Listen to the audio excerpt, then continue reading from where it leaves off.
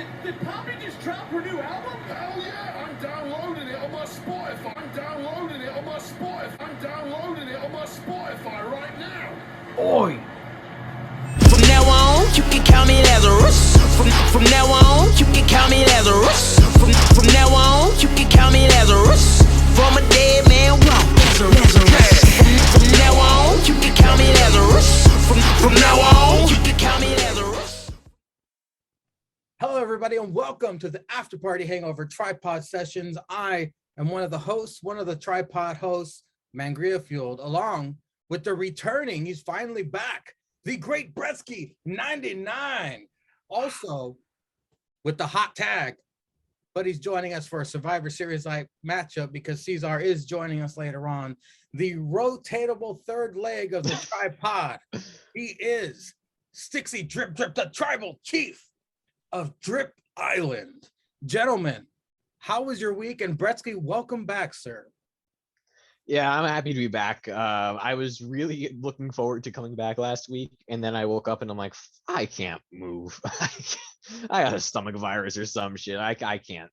So I texted Mangry. I'm like, yeah, is Sticks available?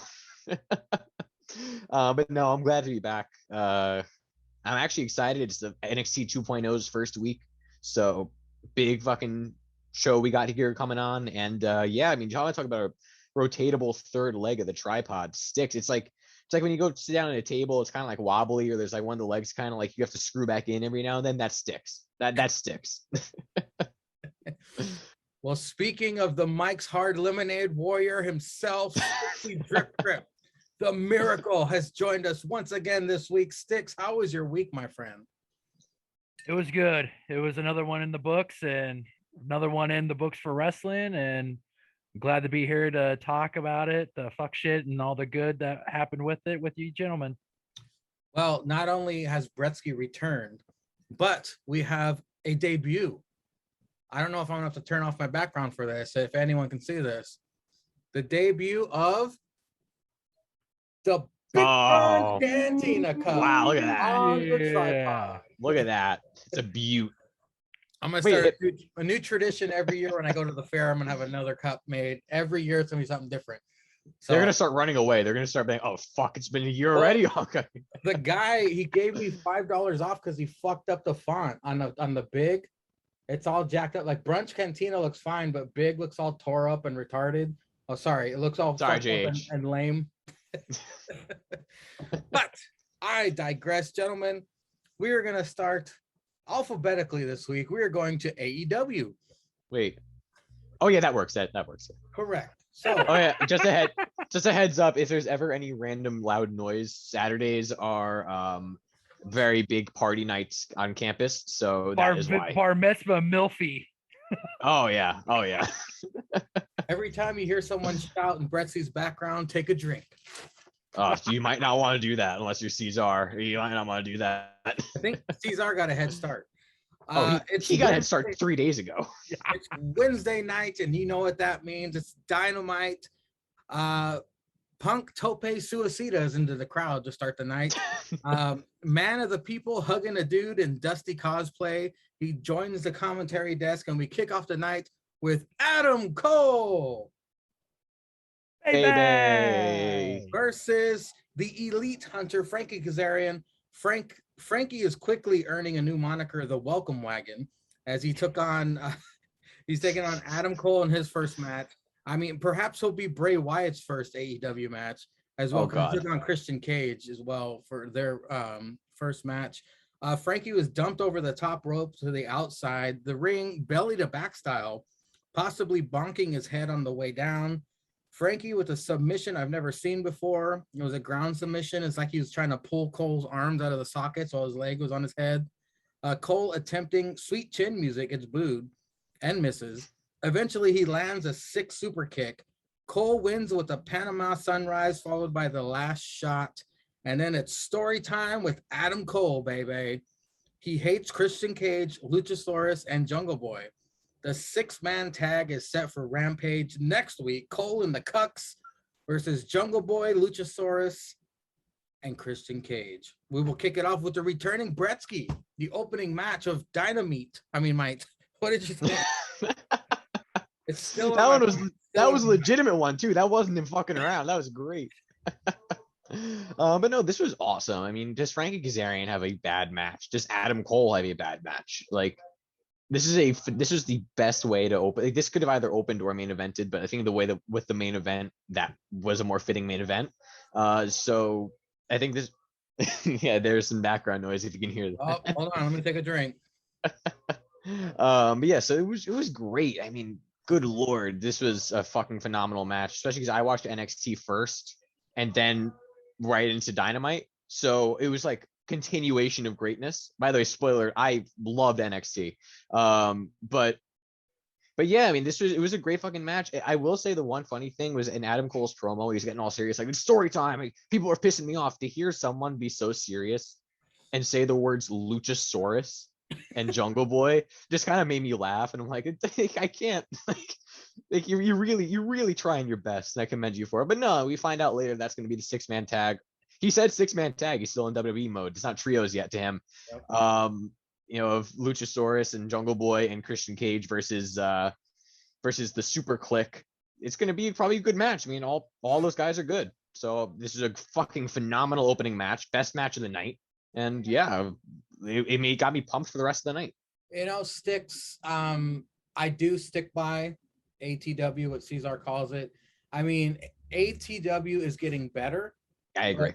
But their match arrangement still bugs the shit out of me. So until they correct that, ATW, it remains. What Sticks to kick off to Dynamite? What did you think?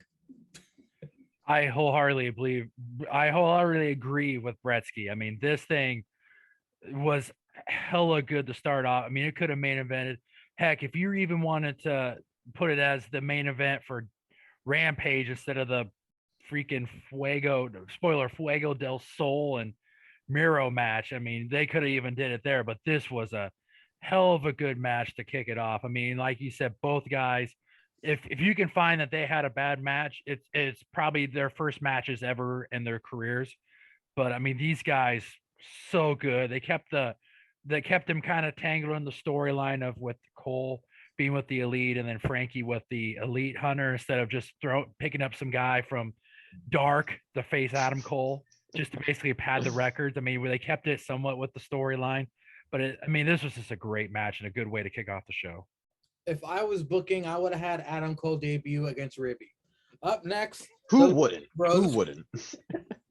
Up next, the Lucha Bros talk about Butcher and the Blade video package, hyping the Rampage tag team title match.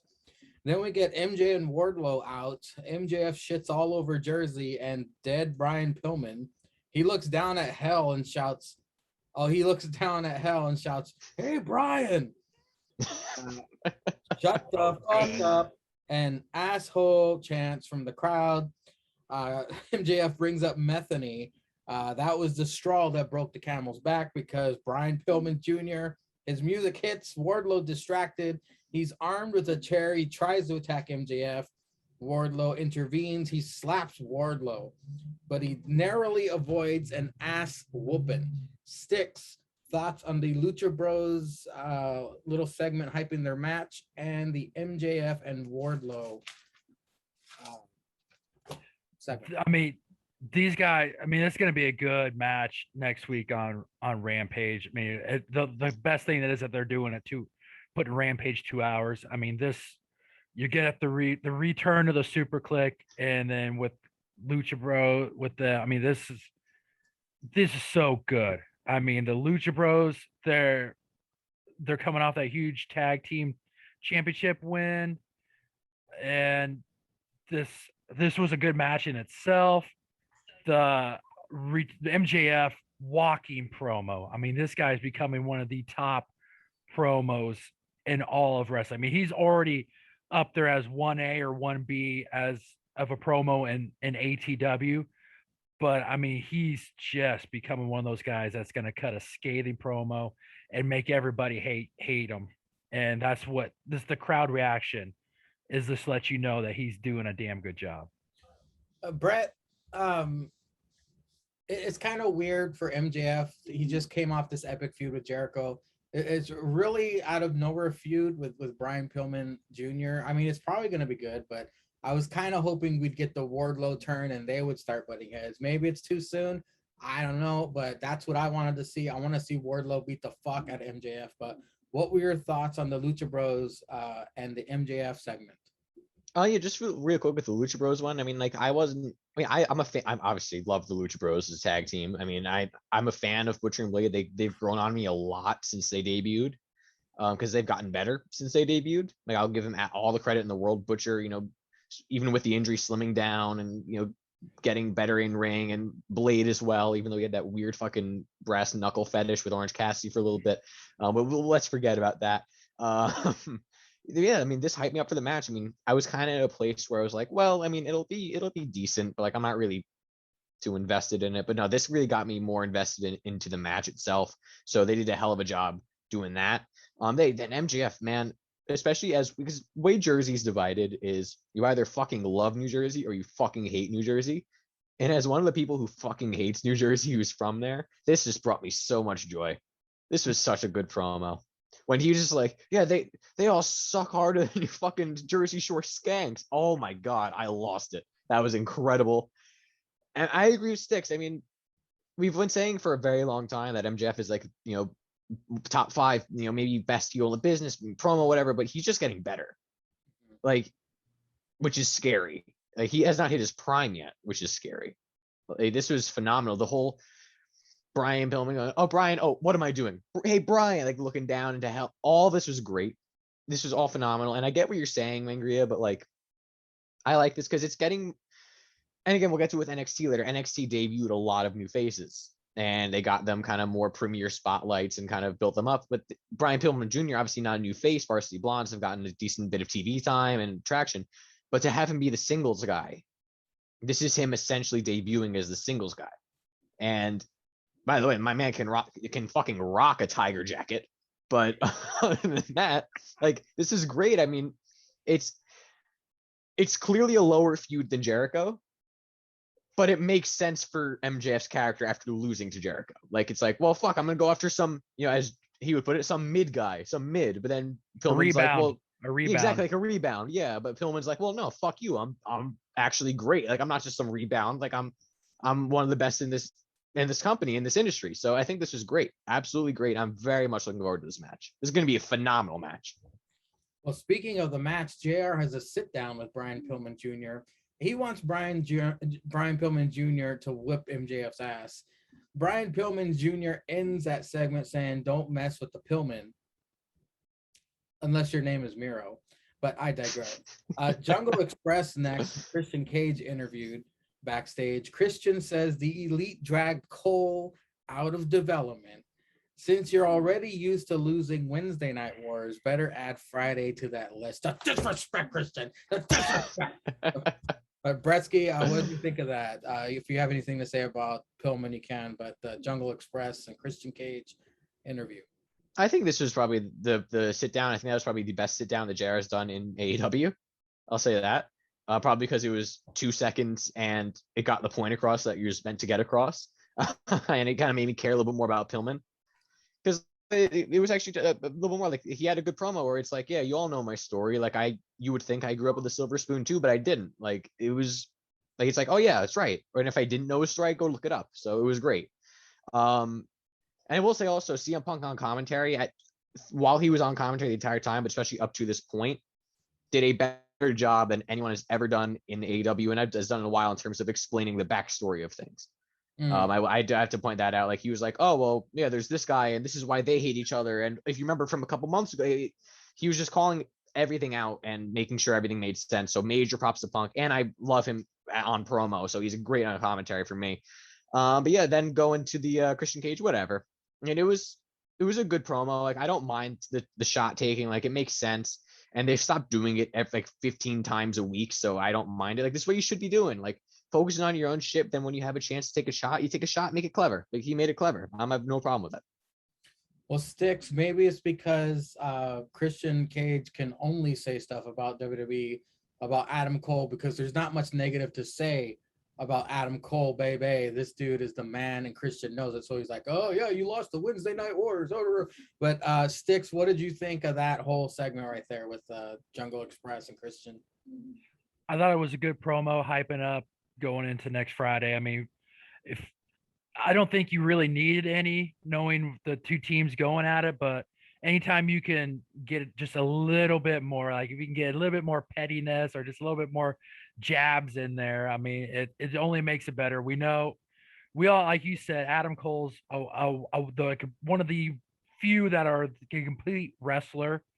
Like you could just throw in there and just say, go do what you do and feel comfortable with what they would do in the ring on the mic. So it's just sets the table for what's going to be a great match come come Rampage on Friday.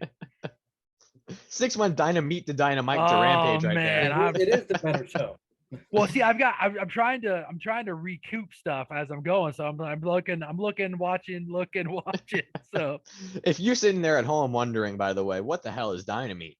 Tell him, Angria. Tell him what Dynamite is. We got a lot to get through, so I'll No, oh, tell come him, on, hey, shameless plug, hey, shameless plug. What if they don't Shameless stick plug. around? What if they don't Matt stick Sydal around? team up to take on FTR with Holy.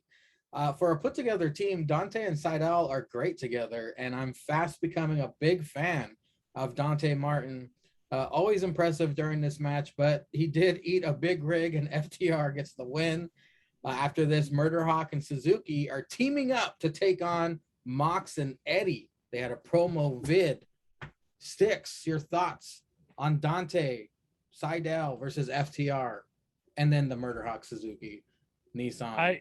Yeah, I mean Dante, his tag team, the Top Flight, with barring the injury that his tag team partner has, it was going to be a good team, and hopefully when his tag team partner does come back, they can pick up and keep that ascension. But as the individual, so good. I mean, and one of the things that we've always talked about was how are they going to be able to grow their talent that aren't as big, like that we don't know of. This is how. I mean, I know you put it with Matt Sydal, and he ate a big rig and all that stuff, but you just saw the talent there in the 5 to 7 minutes in the match. I mean, he got some of his moves in and all that. I mean, the future is bright for him. And FTR picked up the win. They still look good. They still made the comment of the injury that, I believe, what was it, that Dax still got, because he was still wearing the sleeve on his Cash. yeah. They Brutal fucking injury. Oh yeah, because they said it hit, and it was down to what I forget what he said it was, but Yeah, they always use down. that term, and I always forget what the fuck. I know. I wanted to say, I've never even heard of. I wanted to say the fascia, but I don't think that's the fascia. Maybe I don't know. But it was a huge showcase for Matt Sydal. Anytime he doesn't slip off coming off the top rope, That's gonna haunt him forever. It's a win. Oh, he's never gonna live that down. Never gonna live that down. Sticks, have you ever seen Murder Hawk and Mitsubishi teaming up before in New Japan? No, but I see Mitsubishi's actually making the rounds on some of the wrestling tours, because I think I just saw he challenged Nick Gage for GCW. God damn, bro. Yeah, I saw that earlier today, and I'm like, hey, he must be sticking around the U.S. here. Isn't Suzuki like the Asian Nick Gage? So it's gonna be like this. They're like kind of Spider-Man meme. They're gonna murder Spider-Man meme. I just want to see Suzuki and Walter. That's what I want to see. Oh my god. I don't think Suzuki would make it back to the China in one piece. For Suzuki is where? Brett, what did you think of young Dante teaming with Sydal versus FTR? I'm with you guys. Like I wasn't a big fan of Top Flight at the beginning, and then I became a bigger fan of them. And also Matt Sydal, Evan Bourne, whatever, like speaks for himself. Like when it's funny, he's either phenomenal or like slipping. Like there's no in between. Ironically enough, but no, like they kind of threw it together. I'm like, okay, whatever. FTR is gonna win. It doesn't matter. But then like I started watching it, like I paid more attention. Like, yeah, all right, they got some fucking chemistry on. Like, I wouldn't mind this. I wouldn't mind like another faction of like the Sydal brothers and the Martin brothers. Like, I wouldn't mind that at all. But Dante Martin is, and like I've made this point many weeks ago, a couple months ago maybe, like on tripod of like how whenever a tag team guy gets hurt, they'll push the other guy just randomly like on dark and then whatever. But they've been doing it right with Dante Martin, because he's getting the showcase. But no, this was a really good match. And then my God, that big rig was amazing. Probably because Dante Martin could leap 20,000 feet in the air. Yep. But that was that might have been the best big rig I've ever seen. Like whatever, Shatter Machine, like whichever form it's taken, like that might be the best one. Like that was awesome. And then yes, Suzuki Goon, whatever it is, I've never personally seen them tag either. I know of Suzuki Goon obviously, but yeah, I'm intrigued. I think it'll be fun. I think it'll be a fucking car wreck. So I'm intrigued by it. As long as there's no fake bombs, I'll be fine. Up next, Real bombs.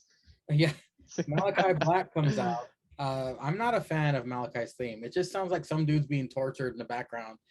I thought the same thing. I thought the same exact thing actually. Even my wife's like, "Fuck's that music?" I was like, I liked it the first week.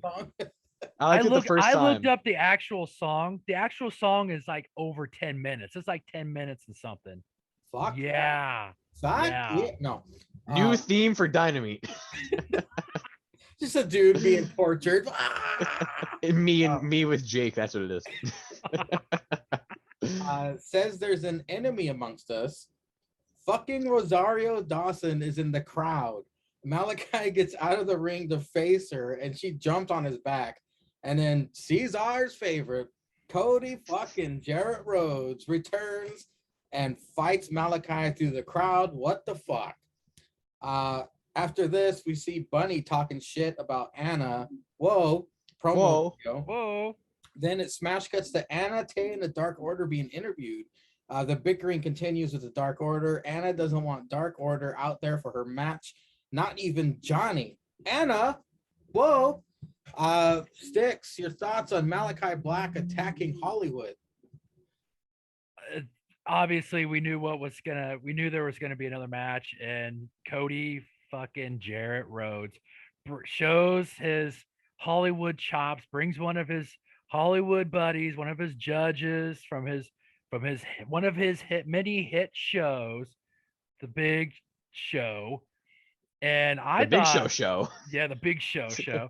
I thought just kind of seeing how Malachi, like that could have gone wrong. Like the way she was on his back, and I mean they were getting close to that guardrail, and then like when she got flipped off, it was like, oh, because even my girlfriend when she was watching, she was like, they kind of dodged a bullet on that with the way Malachi was swinging her around and stuff like that. And of course Cody made the save, his triumphant save to let everybody know that the good guy is gonna stand tall and vanquish this evil force.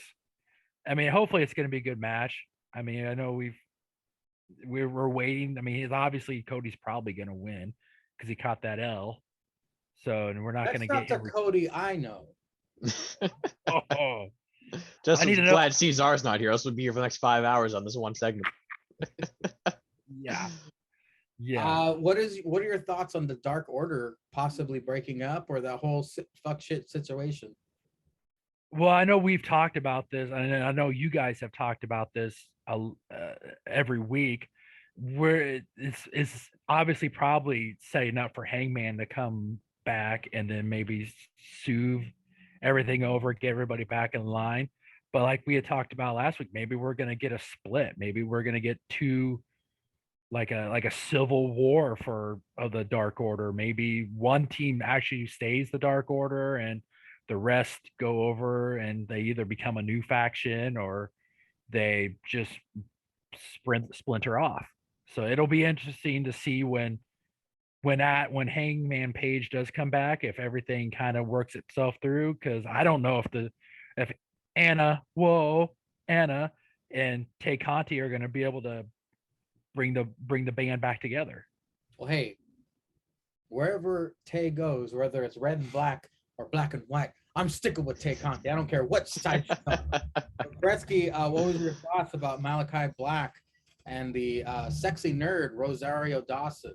She's one of the few sexy nerds in Hollywood, along with Aisha Tyler and Danica McKellar from Wonder Years. But I digress. Brettzky, your thoughts?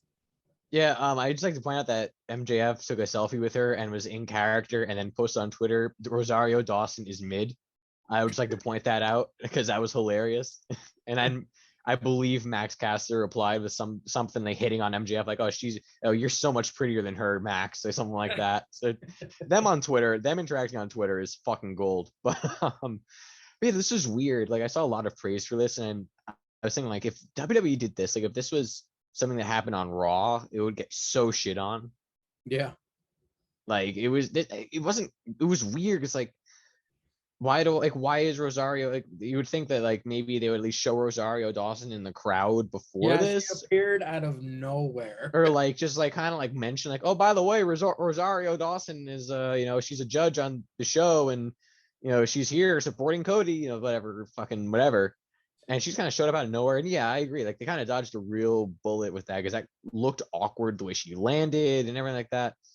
Also, why was Cody just in the concession stand area? Like, no, he was wearing his valet suit. He was parked in the car. He was like, oh shit, Rosario. Yeah, like why is he up there? Why is he not like backstage? And then the fight just took 20 years. And I'm like, okay, Still going on. No. Yeah, it's still happening now. Like they could have ended it about like 5 minutes earlier than they did, and it would have gotten the message across way better. Like, because I was just like, okay, what? They're just gonna keep going back and forth up the steps, and then JR is talking about, well, you're on those steps on an incline. You could fall down and hit those concrete steps. Just ask Darby about those. Oh God, don't remind us of that. Tony Skeets was like, keep it going. We got 10 minutes to go. No, Cody was like, keep this going. The fans are loving it. Yeah, I mean, it just went on too long. Your thoughts on the Dark Order situation? Oh yeah, this is what I said should happen about 2 or 3 months ago.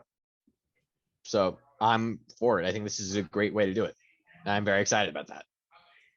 Sounds good. Dan Lambert out to talk about ATW again. It's all true, by the way. I loved it. It was funny. Fucking legend, Dan Lambert. Jericho and Hagar come out. Dan says, turn that shit off. The fans don't know the words. They're looking up the lyrics on their phones. Arg. And then Jericho says, well, sorry, the fans would sing your theme song, but they don't know the lyrics to I'm a fat-faced dipshit. Yeah.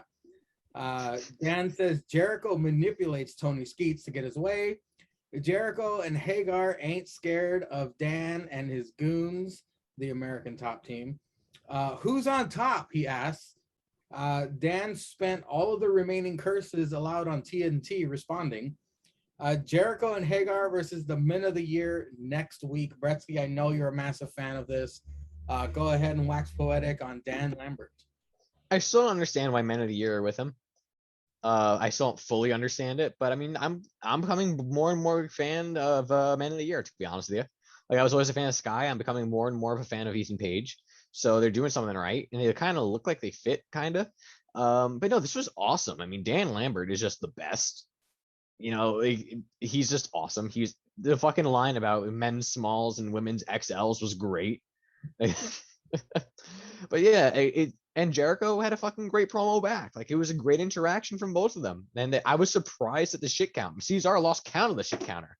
There was so many shit bombs and throwing. That wasn't even the end of the night. It was insane.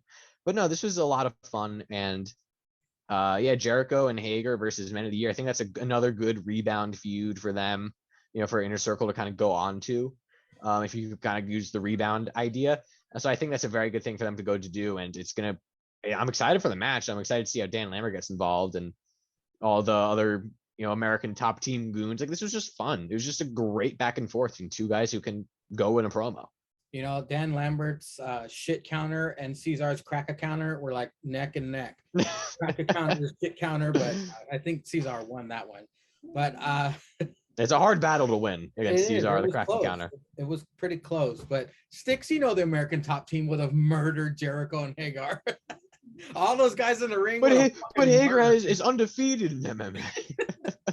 Well, Sticks, what were your thoughts on that whole segment? It was very entertaining.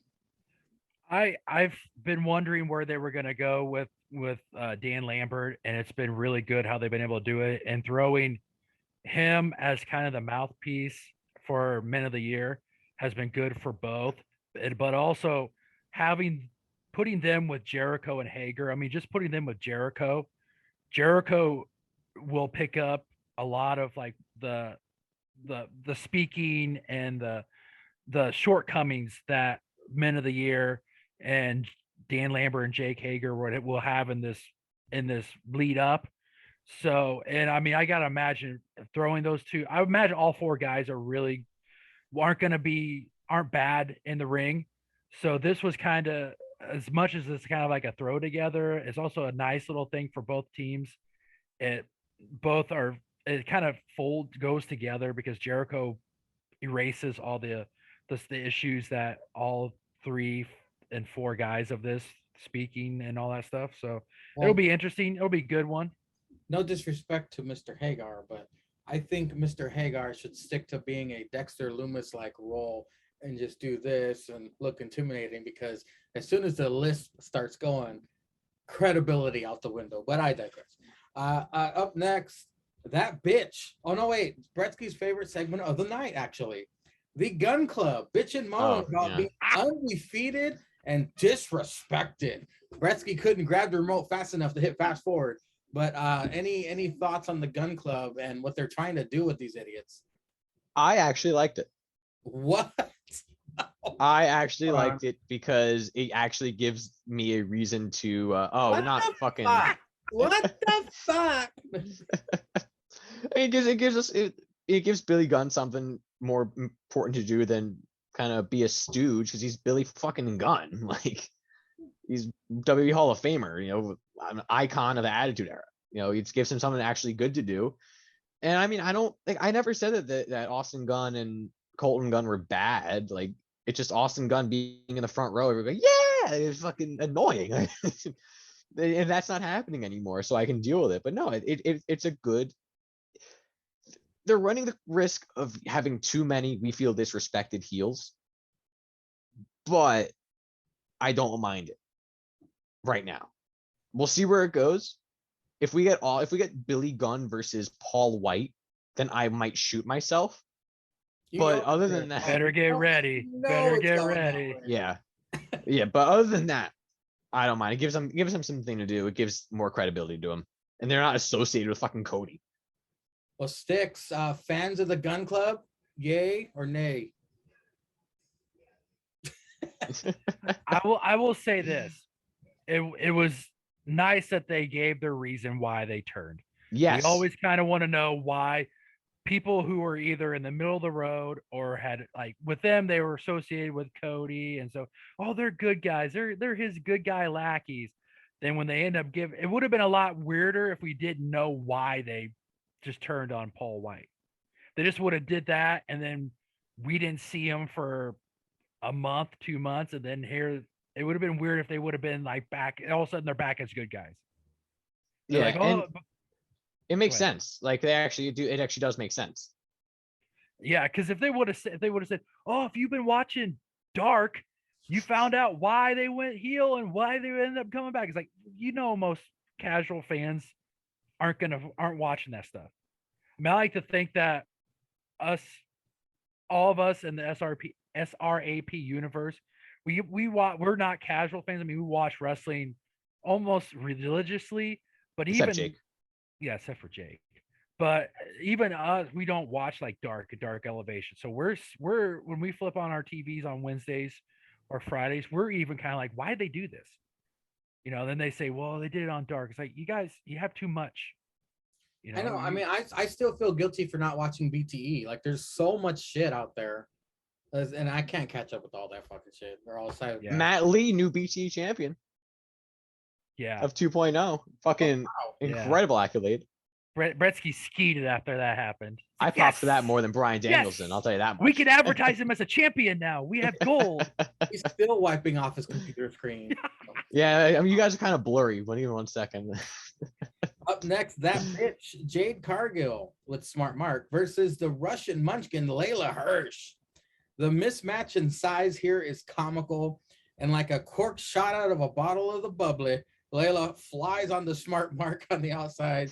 The child abuse continued during the commercial picture-in-picture. We got a Dark Side of the Ring commercial, which we will be talking about after AEW. Good effort by the Russian Munchkin, but that bitch wins with the glam slam. Up next, the Andrade vid. He explains why he attacked Chavo. He's the kingpin. He can beat anyone by himself. He does not need help. As they were trying to transition onto the next segment, Punk was interrupted. You hear him say, I didn't know they let trolls cross the bridge. Taz approaches screaming, you took my job. They took his job. They took his job. No. Punk gets up and then Hook in Taz's face. P2H attacks. Hook tells commentators to scram. P2H then slams Punk on the announcer's table. Sticks, your thoughts on that bitch versus the Munchkin? As you said, the just the height difference was just so comical, but it was a good match. I got a win under Jay Cargill's belt, and it also showed more of legit Layla, because I mean we've been saying that we need to know more about the women's division, because there's maybe 4 or 5 women that are really good that you can put out there on a nightly basis to showcase on their TV shows. And this is another good way to build your homegrown talent, but also still be able to put over one of your women in the top 5, top 10 of your women's division. So, and I think they said when she went out and she took out Smart Mark, didn't they say something about how like he split his like pants or something like that? They says like pants or pant jacket. Yeah, yeah. There's like, oh, it looks like he split his pants, and Punk made a comment like, oh, that's why you don't shop at Brooks Brothers. Yeah. But he does. Smart Mark, he does a good job of being that naggy manager and all that stuff. I think there's a good dynamic with both of them together. Yeah, he's the Robert Stone of AEW. Yep. Yes, he is. And you know, Layla Hirsch, she showed off pretty good in this match. She's never going to be out of work because the Chucky doll needs a stunt double. But up next, the Andrade video promo where he's the kingpin now. It was good that they gave backstory to that, and it'll be interesting going forward if he's going to be one of those guys that's like, okay, well, the other guy, if he does something that pisses off Andrade, will he end up turning on him and just basically throwing him the ropes? Because he got pissed at him halfway through, because didn't he say something about, well, why didn't you take the warranty out on it, or that's what you get for not taking the warranty out on the iPad or something like that? Because he said something about like demolishing that iPad. And he grabbed Jose. What the fuck? Yeah. Just saying. Yeah. Subtitles. So it'll be interesting if he's gonna stay, if he'll keep that guy, or if somehow Chavo maybe weasels his way back in there, like he does something to get back in the good graces of Andrade. Because I mean, it was gonna be kind of useless if we had Chavo for 2 or 3 weeks, and then he just gets kicked to the curb for just something like this, unless there's a backstory to it, like a really, really big backstory to it. But I mean, it's a good way to get Andrade on TV. And Taz must have sold his soul to Satan in order to get CM Punk to feud with Team Taz to make them a little bit relevant. Not bringing in Ricky to this. Ricky's the man, but Team Taz in general. But Sticks, what do you think of Punk being attacked? It just adds more fuel to what we're going to see next week. I mean, I think it's also kind of good. I mean, we haven't seen anything from Taz's son Hook, but it seems like he's getting a little bit more involved with this one. So it'll be interesting to see if maybe they spin that off, to maybe if he beats, Powerhouse Hobbs, if maybe somehow the next I want your son. I want to take on your son. And it'll be interesting if it does, how good his son is. Like, how good has he been doing in training? And if he'll come out and he looks really good. So it's really nice. And it's obviously they're getting more shine for Powerhouse Hobbs. It'll be interesting to see if we can, if he'll be a mid-card guy, if he's really good to be one of those guys that you could maybe by the end of the year, maybe put a mid-card title on him, or maybe if things don't go right and they get tired of Ricky Starks, like if he somehow either turns face, or if he does something that Taz doesn't like, if Powerhouse Hobbs will just jump him and become the FTW champion for them. Well, Yay. I mean, before Punk fights Hook, he should wait till he graduates junior high first. But Brettzky, the reason why I like having all sorts of different personalities on this show is because of our different opinions. I don't think Punk brought much to the commentary table. If you ask me, he had some interesting things to say. Don't get me wrong, but as far as bringing anything to the commentary, I felt like I was listening to White Mark Henry. It wasn't that great. Disrespect. I'm sorry. Wow. Even if he was bad, Sorry. that is I'm disrespectful. sorry. Okay, I'm just Oh saying. man. Maybe it's the booze talking. I don't know. Mark But- Henry is gonna be the Wrestling Observer and fucking commentator of the year. Speaking of booze talking, we have the What time is it? APW heavyweight champion of the world. From a Julius car. From a car. _Caesar connecting Pulling a the audio. Zanka. He's pulling a Zanka coming from a car. Yeah. Fresh out of training. Fresh out of training camp. Oh shit, Sticks, you on this? Oh, what up, motherfucker? Yeah, my man. What's up, dude? Yeah, I'm Caesar, stuck were in you some- kidnapped? What's going on here? I'm stuck in some crazy traffic, but I should be home in like 10 minutes. So I said, I'm gonna just join in. Fuck this, fuck it. This nigga's in the middle of the goddamn street. Somebody needs to hit his bitch ass. Oh my fucking Caesar's Christ. gonna get fucking pulled over on live on the tripod. The Sultan of the streets. That's gonna be legendary. Save that shit if I get pulled over live on this shit. I'm gonna need a witness. Imagine like, your fucking court date, like your like if you fight it, whatever it is, fucking pull up the tripod as evidence. Yeah. Like, bitch, I got evidence on YouTube. It is not my fault. Yeah, after I was talking shit about Cody Jarrett, look what this motherfucker did. Yeah, they have to sit through the whole 5-hour thing to like figure out what's right. Well, Caesar, do you have thoughts on Punk getting jumped on AEW Dynamite? Good. Good. Will Hobbs is the GOAT. No, I guess this is his next feud. Will Hobbs and Ricky Starks. I think we called this shit. I like the fact that Will Hobbs did do the sit down after he threw him through the table that didn't break. I bet that hurt that 47-year-old back. What did you think of Punk's commentary? Other than that, that's all my thoughts. What did you think of Punk's I thought he was all commentary? right. I thought Punk's commentary was all right. I mean, we all know he's a great talker, and he can fill in the gaps here and there. Just seeing whether he can go again. So yeah, I wasn't disappointed. It's way better than Mark Henry. I'll give This you that. motherfucker, Mangria called him the White Mark Henry. I didn't like his commentary. I didn't like it. I don't think he added much. He didn't add too much to the commentary, in my opinion. Look at it's frozen on Caesar laughing. Oh my I mean- god. Are you there, Caesar? Oh, there you are. I mean, but I can hear. It's just that I'm driving, so it probably just looks like I'm frozen. Oh, okay, yeah. Your And that's connection's what- kind of iffy. Yeah, I'm driving, so I'm going through towers, Yeah. and I just ran a red light. I'm hoping there's no cops around. Yeah, we're actually gonna get Oh, the live no. stream. Now this podcast is gonna work against you in court. Yeah, we're gonna Yeah, cut that pretty part much. out. What are you gonna do? I'll edit it. I'll edit it. I always Pause wanted to right be on an episode of Cops. Up next, the chairman cometh for Darby Allin. I must admit, I am liking Sean Spears and the sadistic side of him. Yes. And it's only better with Tully on his side because that fucker's sadistic as well. Plus, he gets to clap Peyton Royce's cheeks. That man's got it all. Dude, they released a new song. Fucking Royce and Billy Kay. Huh? They released their new theme song. Yeah. Sean Spears took on Darby Allin. Darby Allin had Sting. Sean knee strikes to Darby's head against the steps.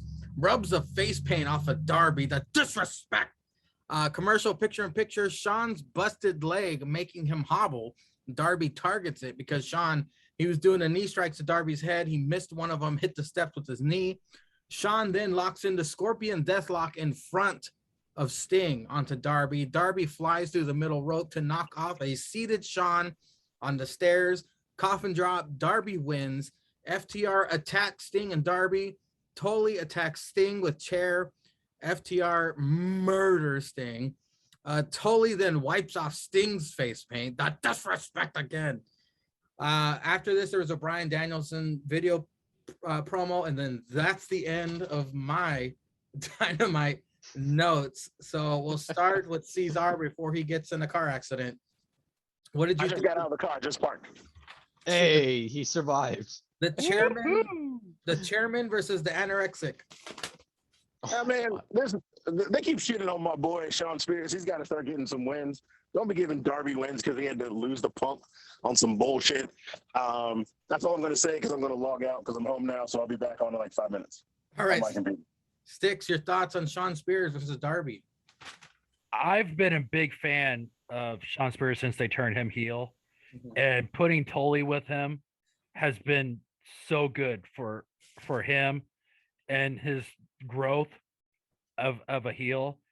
And this guy, I mean, the like Cesar said, they could have had him win this. I mean, they didn't need to throw Darby a bone after he lost the Punk. I mean, you fucking wrestled CM Punk in his first match back in 7 years in Chicago.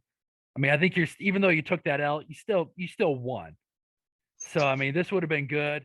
I liked the fact that they rubbed the face paint off of Darby, and then when they attacked Sting, when they did that was so good. I like when heels do stuff like that to kind of give a little bit more of a fuel to that fire. And then the Bryan Danielson promo, I mean, we know him and Omega are going to be a good match, and this is more build up. And I mean, a match like that, I guess the more build up you could add to it would be great. But I mean, we already know this is going to be a hella good match. Brettzky, a funny note on Sting, without the face paint, his cameo is like $200. But with the face paint, his cameo is $500. Jeez. Well, that makes sense. No, I get that. He has to put all the fucking time and effort into making that face paint look good, and it costs money. I get that. I respect that. Oh shit! makes If he sense. just lines those up, he can do it once, and he knocks out a bunch of cameos in like one day. I mean, Yeah, but shit, then you got assholes like Mangria who are using the fucking APPW, buying 15 of them.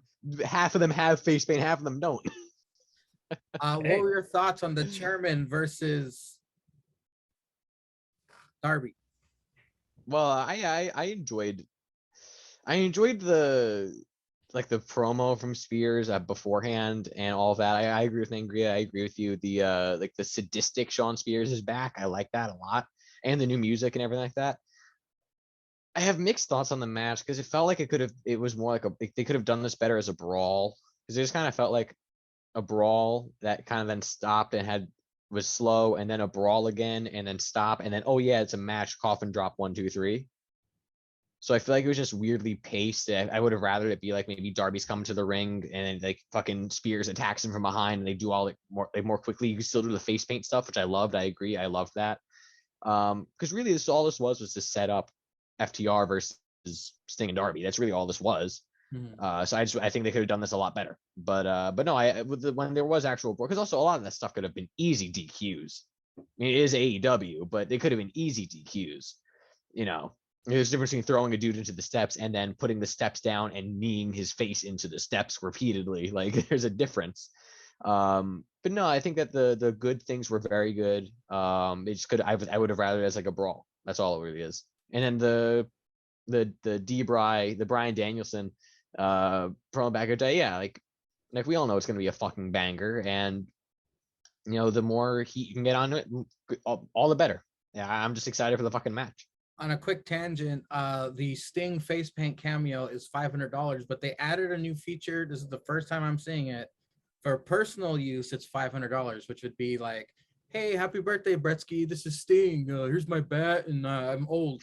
But for business, I guess to promote the tripod, that would be technically business. $3,500. Motherfucker. Wow. Why can't you just lie? I think you'd be better off getting, what was it, Stang from Yes. Talking Oh Shop? my You're better God. off getting him. I would think it would be funnier. Oh, I think it'd be a lot better. It'd be on brand. I think I'll get Gilbert. I'll get Gilbert instead. Brettzky, Imagine fucking Stang being like, oh, go watch the tripod, Stang. take it, Brettzky. Take it from here. Finish out Dynamite for us, please. Jesus, you're really doing me in here. Sticks, do you remember what was next? I think really after this, we just had the main event. It was, what was it? Your boys It's versus 2.0. Moxley. Come on, you're boys. You didn't. I thought you'd be jumping on. I didn't. this. Oh, I didn't remember. I thought for sure you'd be like I didn't remember. the top guys, the real hard hitters, the two pillars of AEW. The goat of AEW tag team. Oh, here you're just like, oh, what the hell we have next? I forgot Man. if there was anything in between that. That's all it really was. I just didn't remember if there was anything before the main event after that. I don't think there was. I think there wasn't. No, I just ran looked it the up. promo. It was just it was like Bryan Danielson saying that Kenny Omega has no balls, and then they ran some match cards, and then honestly, I liked it. I think that it was, again, 2.0 took a back seat, unfortunately, because this was meant. It's weird how they did this, because the whole great shirt from Cesar, by the way. Love him just coming right in the show, just chugging up here. That is, oh man, friggin' family time. Oh, but the gang's all here. But it's even the cats, because Mangria looked left and right.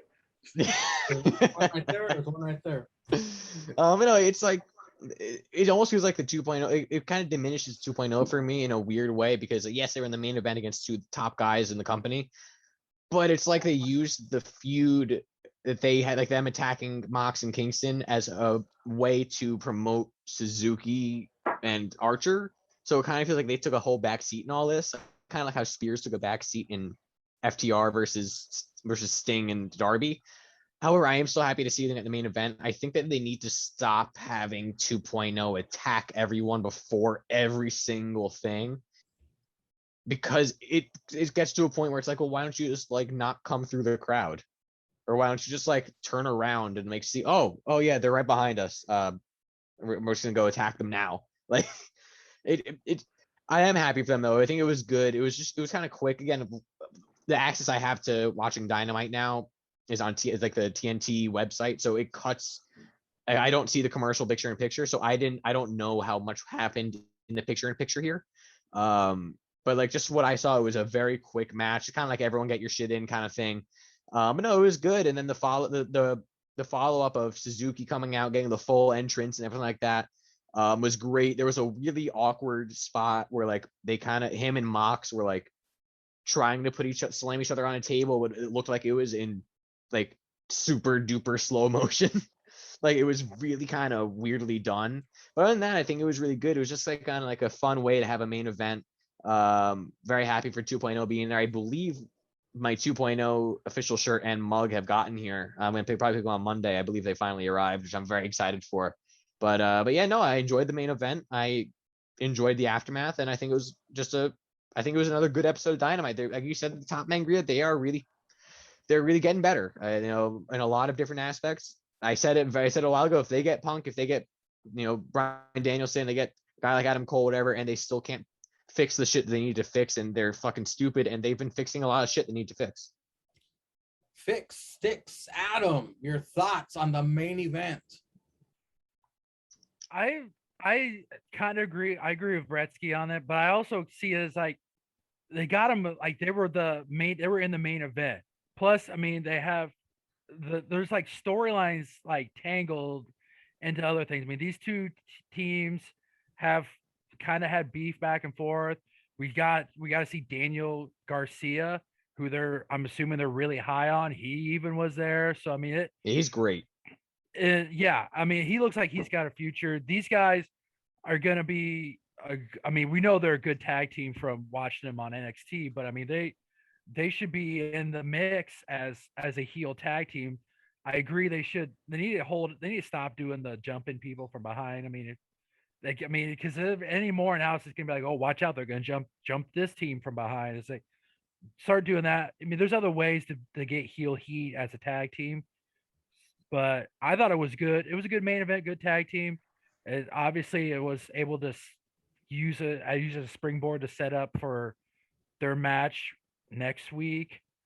And I just thought it was a good match all around. Got more light on 2.0 and on Danny Garcia, and it hyped up the match for next week.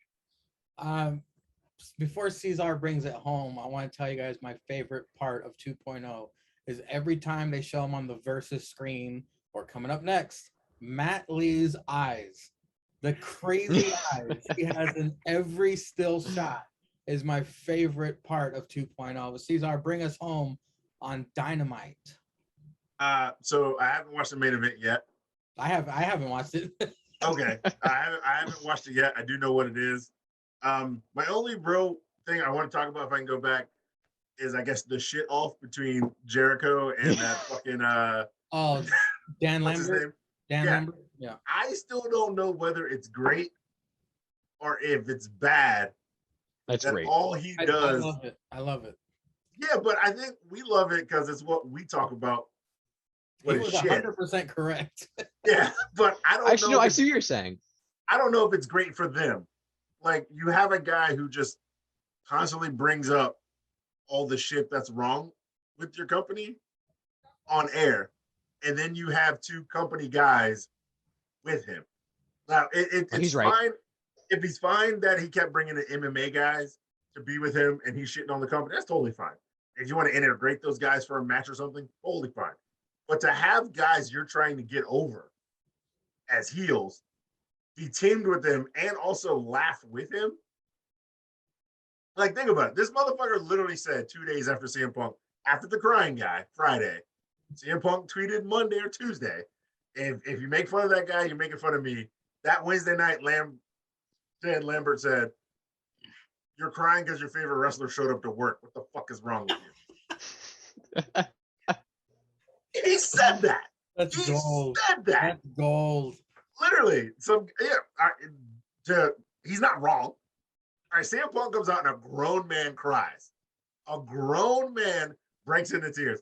I mean, if he's married with kids and he did not cry at any of his children's born, he slept on the couch for fucking 83 weeks. But he cries when CM Punk comes out. And then this guy says on TV, your TV, yo, you cried because your favorite wrestler showed up to work. And that's what's wrong with you. I don't mean It's to funny. spoil. It's I don't funny to mean me. Spoil your announcement, but Cesar, what Cesar's trying to say is Cesar writes everything Dan Lambert says. So congratulations, Cesar. You're getting paid them AEW Tony Skeets bucks. No, fucking. We all know Cody Rhodes has some government stooge that's hacked my phone, which listens to me yell about Cody Rhodes every other week, and They watch the tripod. That's what it is. They watch the tripod. That's what it. There's some stooge at There's some stooge at ATW who is literally watching this shit and watching us bitch about it, and they're It's like, Cutler. It's Cutler. Yeah, it's Cutler. It's Cutler, and they're like, we can probably get a skit out of this and keep it going. I still don't know whether it's genius or whether it's just somebody trying to be edgy or whether it's really fucking dumb. Because yes, it's funny to me because we shit on everything. If something's bad, we're gonna shit on it. And I laugh at it. I'm like, yo, this guy's the greatest. He's got the greatest heat in the business besides MJF. But yeah, I don't know. That's the only thing I wanted to talk about. It's fair. It's a very fair point. Let's move on to Friday night. It's Rampage. I missed the first 2 minutes because I was taking a shit. Rampage. Jericho was on commentary and Ricky was on commentary. Jericho, Taz, Ricky Starks, and Excalibur. Yeah. I did not watch Rampage. So I will take this time to go take a piss. So I will no wax poetic. And Tony Schiavone was out there. Schiavone. Yeah. It kicks off with the AEW Tag Team Champions, the Lucha Bros, versus Butcher and the Blade, who are 7-0. Cesar, they're 7-0 because it's all been on dark. Yeah. They have Hardy and Jack Evans with them as well. The Lucha Bros have Alex, Abraham Lincoln. It's 7-0 this year because the Butcher was gone, and then now he's back, and they wrestled on dark. Yes. So as a team this year, they are 7-0. Well, they were 7-0. No, Blade looking like an Oscar Mayer wiener, all tanned up. Of course, the Lucha Bros super kicking and super flying out of the ring in crisscross fashion. Penta hobbled away from it. Looks like he might have tweaked his right knee. During the commercial picture-in-picture, Penta is being dominated. The Luchas hit the double stomp Fear Factor and get a 2.5 broken up by the Butcher. Blade ties up Penta's mask on the rope as Ray Phoenix gets beat down. That was fucking genius, by the way. Penta gets out of his mask to help Rey Fenix. The love, I can feel the love with the brothers. Who gets the pinfall victory. Private Party attacks Santana and Ortiz for the save.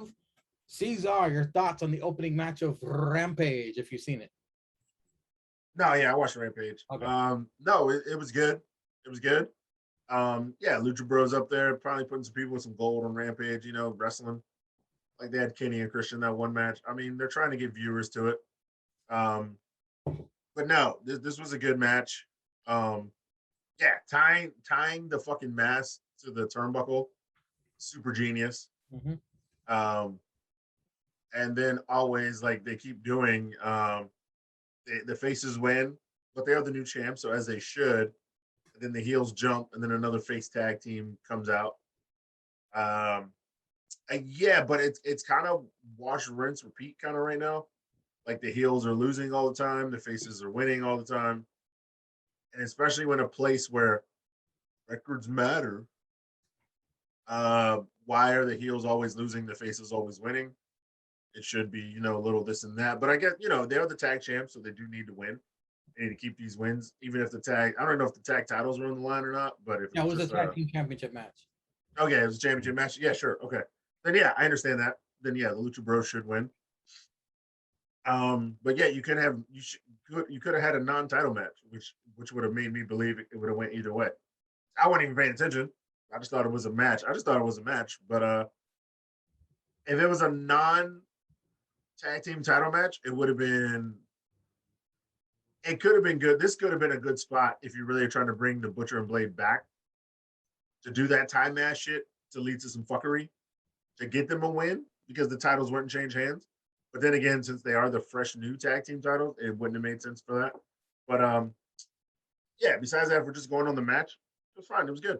I wasn't mad at it. Well, Sticks, this is my biggest pet peeve with ATW is the match arrangement. This should have closed the show.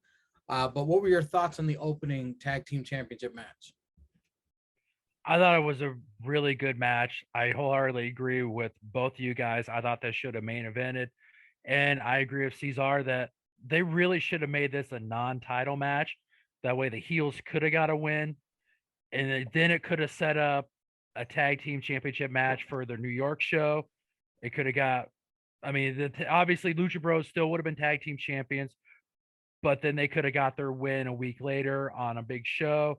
And the Butcher and Blade could have got a win now and could have prolonged it maybe just another week, could have got them back on the same page with them both now being put back together. Could have got things. They still could have had that 8-man tag next week for the big show, for the big New York show, and then Lucha Bros could have got their win back later at another show. White.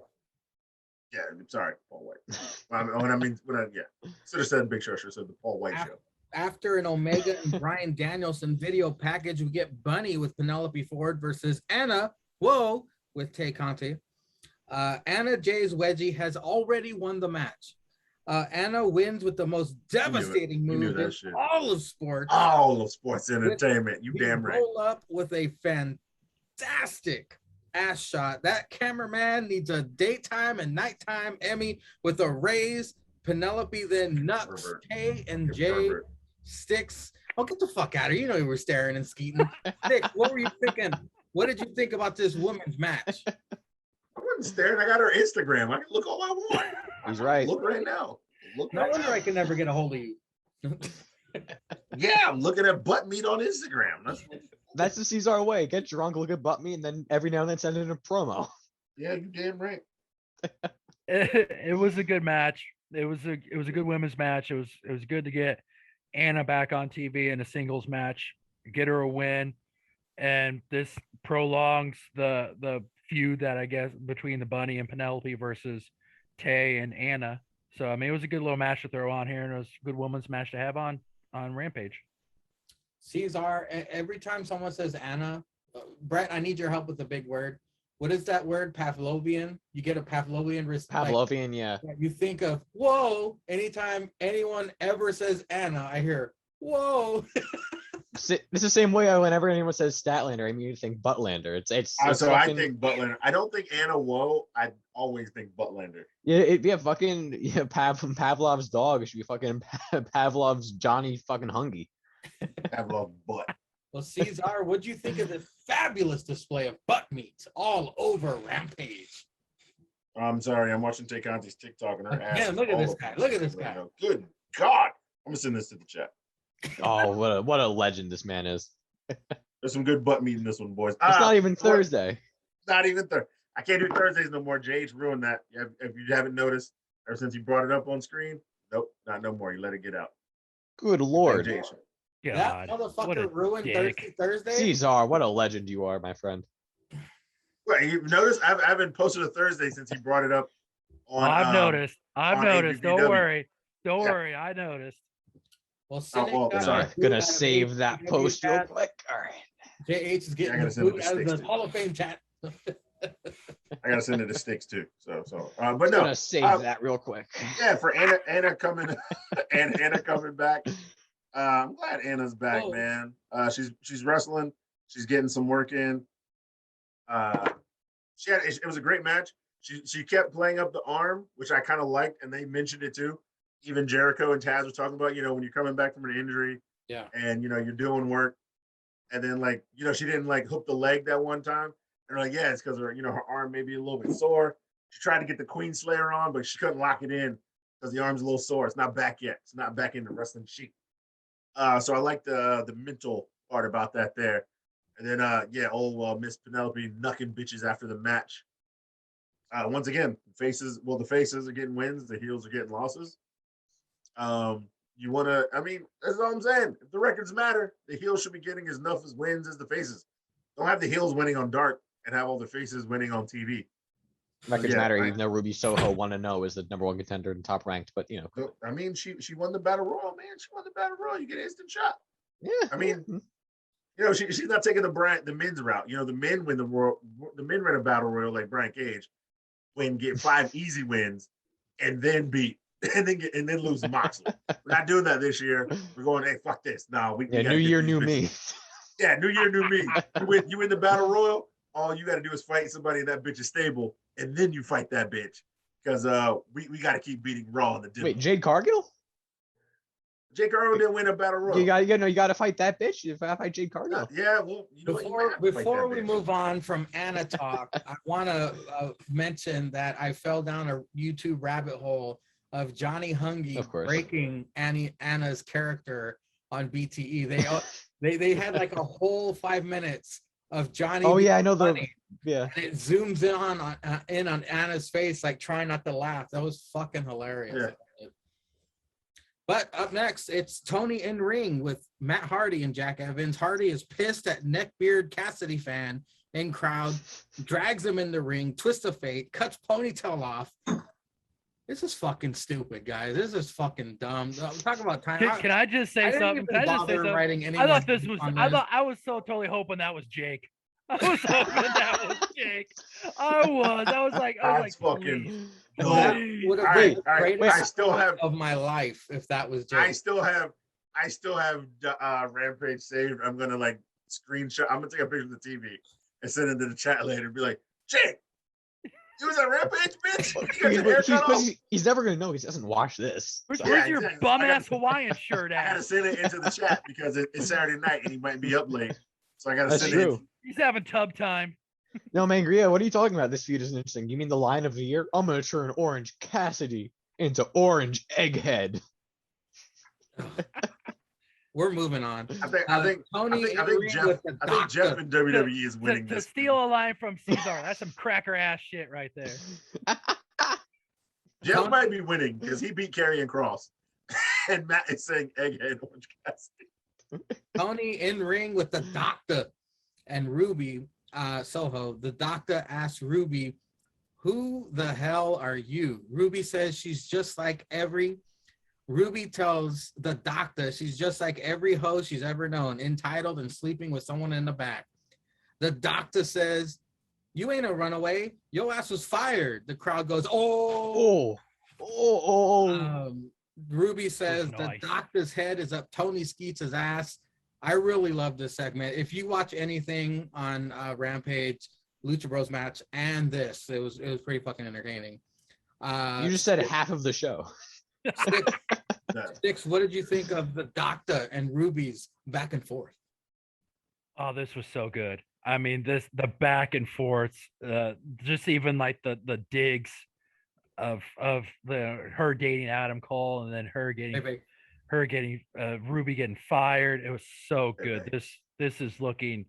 I'm assuming this is going to be a good match. This just gets you hyped up and ready for the match. Cesar, your thoughts on? I'm happy for Ruby. No, this was really good because at first the Doctor came out and made sure she hugged Tony Schiavone. So that's probably going to get Adam Cole mad at a future date. And then, yeah, Ruby came out. You can't even lay the. I love how you tried to church it up, Mangria. It must be rubbing off on you. You called her a hoe. She didn't call her a hoe. But I love in your notes you're trying to church it up. My notes. People out I here was drunk when I wrote it.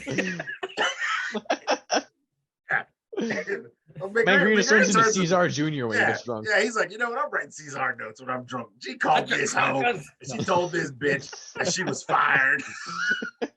Not to call no hoe no bitch, but she told her she was fired.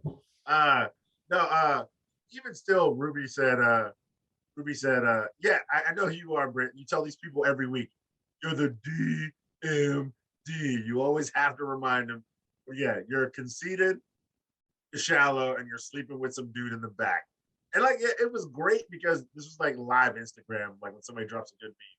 Like the crowd was just like, oh, Ricky Starks had me weak on this. Ricky Starks was the best on this because Taz was like, oh, check please, time to go. And Ricky Starks was like, can you fall in love just by listening to words? Remember what Tony did? Tony reacted when Ruby called her a hoe. He goes, wait, no, just wait a minute. Just wait a minute. Yeah. Oh my God. It was Taz, Jericho, and Ricky when the digs were coming out. Because Jericho was just like, shots fired. I was like, Jericho, what you know about shots fired? Taz is like, check please. and then when Britt came back, it's like, you got fired. He goes, some shots fired back. Oh shit. The guys hyping this up just made it even more. And then the crowd, the crowd was into it because the crowd was like, oh shit, girl, told your dumb ass. And then it was like, oh shit, bitch got fangs. She coming back. That's what made this scene great. But yeah, it's great promo by both of them. See, you can only do shit like that when you're extreme friends with somebody. You can talk the most degrading shit. Extreme friends? Extreme friends. No,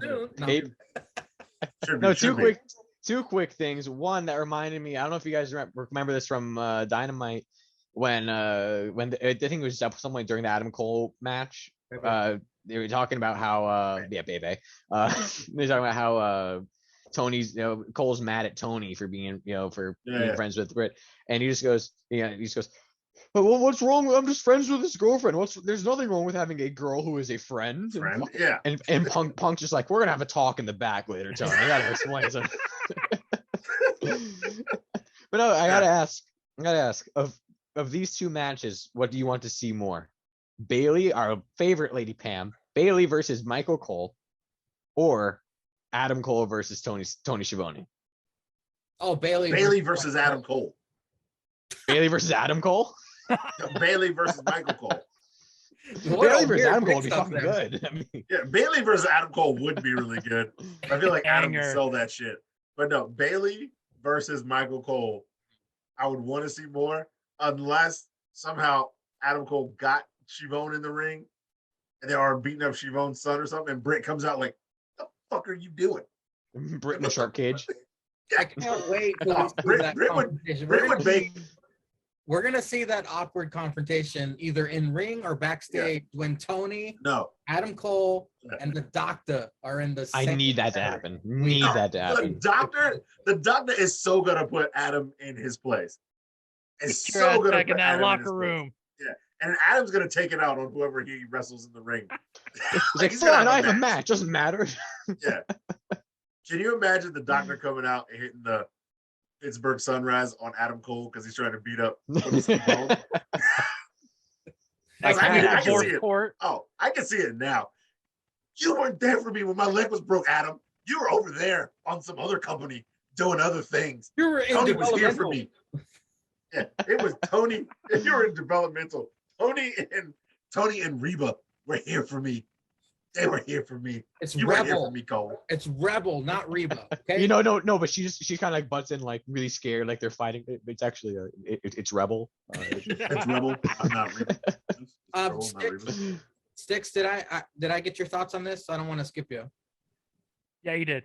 Okay, let's close out this show with the main event. After Mark Henry did his split screen bullshit. Yes, for the Mark Henry. Championship. And Fuego's car on the line. We get Miro versus Fuego fucking del car. Sol. Miro wins with the Machka kick. These idiots need to learn how to. These are my only notes. These idiots need to learn how to arrange a show. This should have opened this Rampage. Miro locks in. Game over after the match. Sammy for the save. I thought, okay, before All Out, they said Sammy had a major announcement to make. And I was like, oh, is he going to take on Miro? Yeah. He'll be the first one to take on Miro, and he'll take him out at All Out. I was like, yes. But then Sammy comes out and proposes to his fucking girlfriend. I was like, I wanted Sammy to be the first one to take out Miro for the TNT title at All Out. But Matt Greer's the one asshole in the crowd who's always like, say no. We're probably going to get it. We're probably going to get it now. Sammy versus Miro. Dump his ass. Dump his ass. Would be good. But Cesar, what do you think of the main event? Miro has a new car. Hey, Sticks, what did you think of the main event? Okay, let's talk about That's Dark out. Side of the That's Ring. out. So AEW is out of the way, thank God. Let us talk about the infamous Dark Side of the Ring, the plane ride from hell. I didn't watch it. I did not watch it either. I watched it last night. It was on demand, thankfully. Sticks, did you see it? I've caught bits and pieces of it. I have it saved on my DVR. I did not realize that it was actually airing. I thought it was a preview. It's, of what it's was on to come. YouTube. If you look it up, it's actually free on YouTube. Because that's the only way that JH can watch it. Yeah. No, that's not a dig. That's not a dig. Hey, Brock was in it. Oh, that's right. He did. Brock- He did. Brock was in it, so he watched it. Yeah. Yeah, and he beat off to it. Now that's a dig. That's a dig. Okay, well, a lot of they have this flight attendant on there. She is traumatized forever. She was being very Okay. over. I mean, I understand the trauma she All endured. right, time out. We got to get this But- out of the way. Whatever happened on that plane was wrong. It was fucked up. It was stupid. But them assholes been drinking. And they're 10,000, 30,000 feet in the air over international waters. There are no laws. Well, first off, they were delayed. They were delayed seven 7 fucking hours. hours. They kept So recycling them boys, the you alcohol put cart the because boys the that like to alcohol cart drink, only has so much Yeah. alcohol on it, they went and through they like what, replaced it 4 or 5 Four of them. times. A fully Oh, look. stocked alcohol cart. Hold on, Yeah, see, And we're not talking Let about me- what else.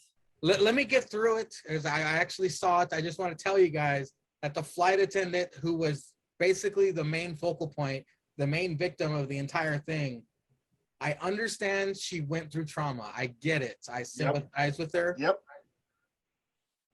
But the way she was describing things, it was like she was trying to win, just like the AEW cameraman. She was trying to win an Emmy for her performance because she was very dramatic, very soap opera-ish. Like she would stare off into the distance like she was soul searching. Yeah, he made me touch it.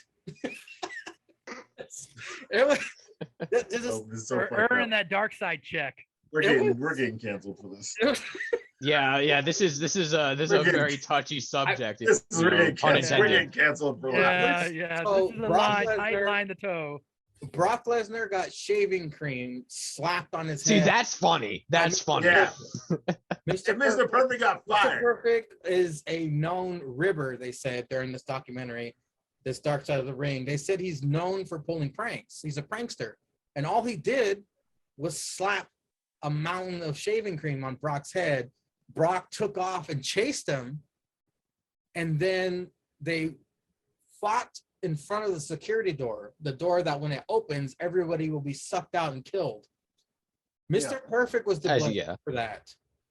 But Brock's the one who chased him and slammed him against that fucking door. And slammed him against the security door. Yeah. I do know that in Brock's book, you know, Brock apparently loves Mr. Perfect. So I feel like there's no real bad blood there. But yeah, there's a weird situation to to fight. I mean, there probably was already backstage shit anyway of like, well, he's old, we want to get him out. Oh, this is an excuse, and that kind of thing. JR said that he took the full responsibility. The Vince used to do shit like that, like all the shenanigans that happened on that plane. He was in charge of all the boys, and they said that something had to be done. So JR, which it makes sense. So JR chose Mr. Perfect. It was kind of messed up. Like JR was put in, you know, between a rock and a hard place. He was in charge of disciplining people, and unfortunately, certain people were disciplined, whereas somebody like, I don't know, Ric Flair helicoptering his dick and telling that chick to beat him off. That was, he should have been fined at least or something. I know he's a made man. No, wait, the shit Zenga posted about Goldust. Goldust was singing a song drunkenly in the plane. Nah, you didn't check the chat that day. Who said? Yeah, he said something about like fucking him or something like that, like over the intercom. No. Like Goldust grabbed the girl's tits, put his dick on her butt, and said, "We gonna fuck tonight." That's right. Yeah. Are you sure that wasn't? Yeah, the picture. No, that was Goldust because that's the picture Zenga, of like the lawsuit. Zenga said the court shit. Yeah. From into the chat. Mm-hmm. Oh, the transcript. That was covered up, bro. That was covered up. Yes. Yeah. Wow. That was covered up. And we did not see or hear about Dustin Rhodes on AEW. Rhodes, yeah, we did not see or hear about Dustin Rhodes. And who so happened to do the intro to this episode is none other than Chris Jericho. Yeah. Yep. And yeah, Zenga sent it in. It says plaintiff Dustin Reynolds grabbed me from behind, grabbed my breast from behind, had his groin grinding into my butt, and whispered into my ear, "We gonna fuck tonight." But is all that you the heard same on flight attendant that was the main character in this Dark Side? Not sure. We don't know if there's got to be more. There's always more than one flight. Yeah, attendant there was another flight attendant, but she didn't really go into. She refused to comment. Yeah. Yeah, she didn't go into comment. Well, there was a part in there too where they talked about when Brock exposed himself to Terry Runnels. Yeah. She no-sold it and then talked to Dustin, and what Dustin tell her? Just no-sell it. Basically, don't talk about it. Yeah, exactly. He's just being one of the boys. He's being one of the guys. Look, I've flown a lot of places. There's always 3 flight attendants because there's one in charge, 2 other ones that join them. There's usually at least three. I'm old enough to be like, and I remember this. And then, so this is what I was saying. On that Ric Flair 30 for 30, which came out in 2017, that video cartoon they showed of Ric Flair kind of twirling his junk in the robe on Dark Side came from that ESPN 30 for 30.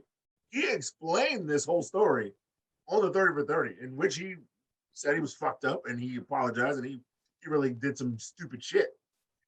4 years later, why are you coming to cancel him? That's the thing. That's the thing. Is that we've known about this. Yeah, the man himself exposed himself. He didn't have to tell this story on ESPN Flair 30 for 30, and it was over 2 nights because I think it was really long. It was like 3 hours. This shit is still on Netflix. You can go on Netflix and watch every 30 for 30 on ESPN right now. Shit, you can probably do it on Disney Plus because Disney owns ESPN. Shit, that's 2 fucking streaming sites you can watch this on. Angry, stop playing with your cats. Yeah, he said this 4 years ago. I'm not condoning it. I'm not condoning it. Hey, he was fucked up. Hey, this was fucked up. I'm not condoning it. But the man already came out with his version of what happened on the story. Now you're compiling with everybody else's. Goldust just looked like kind of a hero, but he was drunk by singing to some girl and saving Flair from some girl. He did some fucked up shit that was covered up. You know, Tommy Dreamer got fired. Tommy Dreamer got fired for saying Flair's going to be Flair. Hold on a second. I wanted to talk about Scott Hall. The flight attendant said that she was talking to Scott Hall. He passed out. He blacked out. He woke up and licked her, right? Grabbed her by the blouse and pulled her towards him. And I guess she said, some of my buttons are ripped off. And he pulled me towards him and he said all these nasty things he was going to do to me. And then he licked me. I guess he licked her in the face. I was like, oh my god. Yeah, he licked her face. Oh Yeah. Jesus. But and then Yeah, after man, that, the whole Tommy. Thank You're God for blacked out. DDP. Thank You're God for blacked out. DDP. You do some weird shit, man. When you're blacked out, you're blacked out. You don't have control. And Demons in control. Tommy Dreamer And got Balor. heat for saying, well, if all this is true, why didn't she do any further actions to Ric Flair? Or why did she go? What did she say, Sticks? Do you remember what she said about I do not Tommy remember Dreamer? what. Tommy Dreamer said something about the flight attendant not fighting hard enough, or I don't remember. Yeah, Well, I don't remember, but I mean, it's just what we're seeing now coming from this is just like you guys are doing action now from something that was like what we say. No, 20, I do know. I do know. Like the airline told the flight attendants to not keep it on the down say low. shit. Yeah, keep it on the down low. Yeah, to not say shit. I know somebody said they said something like if this would have been reported, like the FBI would have gotten to it. I'm like, what the fuck are they gonna do? It was fucking. I mean, it was out of town. Really, it wasn't fucking in United States soil. I don't know what the fuck. Now, granted, all those fuckers are fucked up. What they did, I'm not condoning what they did. And I even though they were all fucked up on drugs, who knows, steroids back in the day. And when you're blacked out, you're blacked out. You have no control of yourself, and that's no excuse. By the way, of what they did. By the way, a random. He was on the plane, but you haven't thought of this guy in years. Just Incredible was a main head on this dark side of the ring. I was like, oh my god, that's Just Incredible. Yeah, like it's wild how many dudes were on this plane. Yeah, who didn't do shit. Like now, yeah, gotta agree with Zankin. Tommy Dreamer should have been fired for wearing pajama pants for 37 years and wrestling in them. But I mean, for saying Flair's gonna be Flair, like some people have a different. He didn't do anything fucked up. Yes, he said something fucked up, but he didn't do anything fucked up. Talking about Dreamer. According to her, he grabbed her hand and was trying to. No, he's saying Dreamer didn't do anything. Oh, Dreamer. Yeah, Dreamer didn't do anything. He said something fucked up on Twitter, yeah, but he didn't do anything to get suspended indefinitely. You're punishing somebody for telling. Once again, he's the Mr. Perfect. He's the Mr. Perfect of it now. Yeah. Mr. Perfect got fired for like messing with Brock, just doing funny shit with Brock. Yeah, Brock, Mr. Perfect like was to blame, but like for 1% of everything, and same thing. Yeah. Yeah, like just because these guys are more famous and they're more heavyweight, doesn't. This is why the fucking system is what it is. You should have been like, yo, you got butt naked and toward your dick at a waitress, the stewardess, and then grabbed her hand, told her to stroke your meat. Yo, we don't want to see you for like 90 days, bro. Go fucking sit down somewhere. Go drink at your fucking house and raise your kids. Like that's what you should have did back in the day. Twitter exploded after this thing aired, and that's when I sent a screenshot of people complaining about it. It was interesting to say the least. But if you guys want to check it out, go ahead. It's interesting. It'll give you a bad feeling in your stomach for the stewardesses, whatever they had to put up with. Flight attendant or stewardess? I don't know. Who cares? Anyway, moving on to the A show of the week. Cesar and I think all of us actually loved the end of this episode, at least. It's NXT 2.0. It debuted. We were all nervous about what was going to happen. Very colorful, to say the least. Right. We kicked it off. I'm gonna go out on a limb. I loved everything about this. We kicked it off with LA Knight. Yeah. Braun Breaker. Promo interrupted by this Rick Steiner looking motherfucker. Weird, unique looking. Funny you say that. Yeah, I know. Yeah. You say that. It's a weird, unique looking new set. I dig it. There's this dude who follows me on my After Party Pro Wrestling page who makes custom arenas, and he already made the NXT 2.0 set. It's pretty cool looking. Wade, Vic, and Beth are still there. Woo! LA Knight versus Braun Breaker. Everything a lot brighter, lots of colors, including Braun's singlet.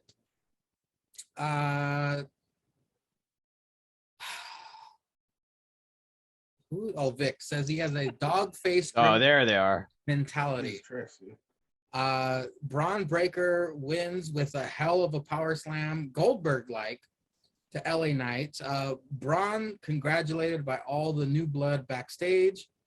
Then we get Imperium versus Briggs and Jensen.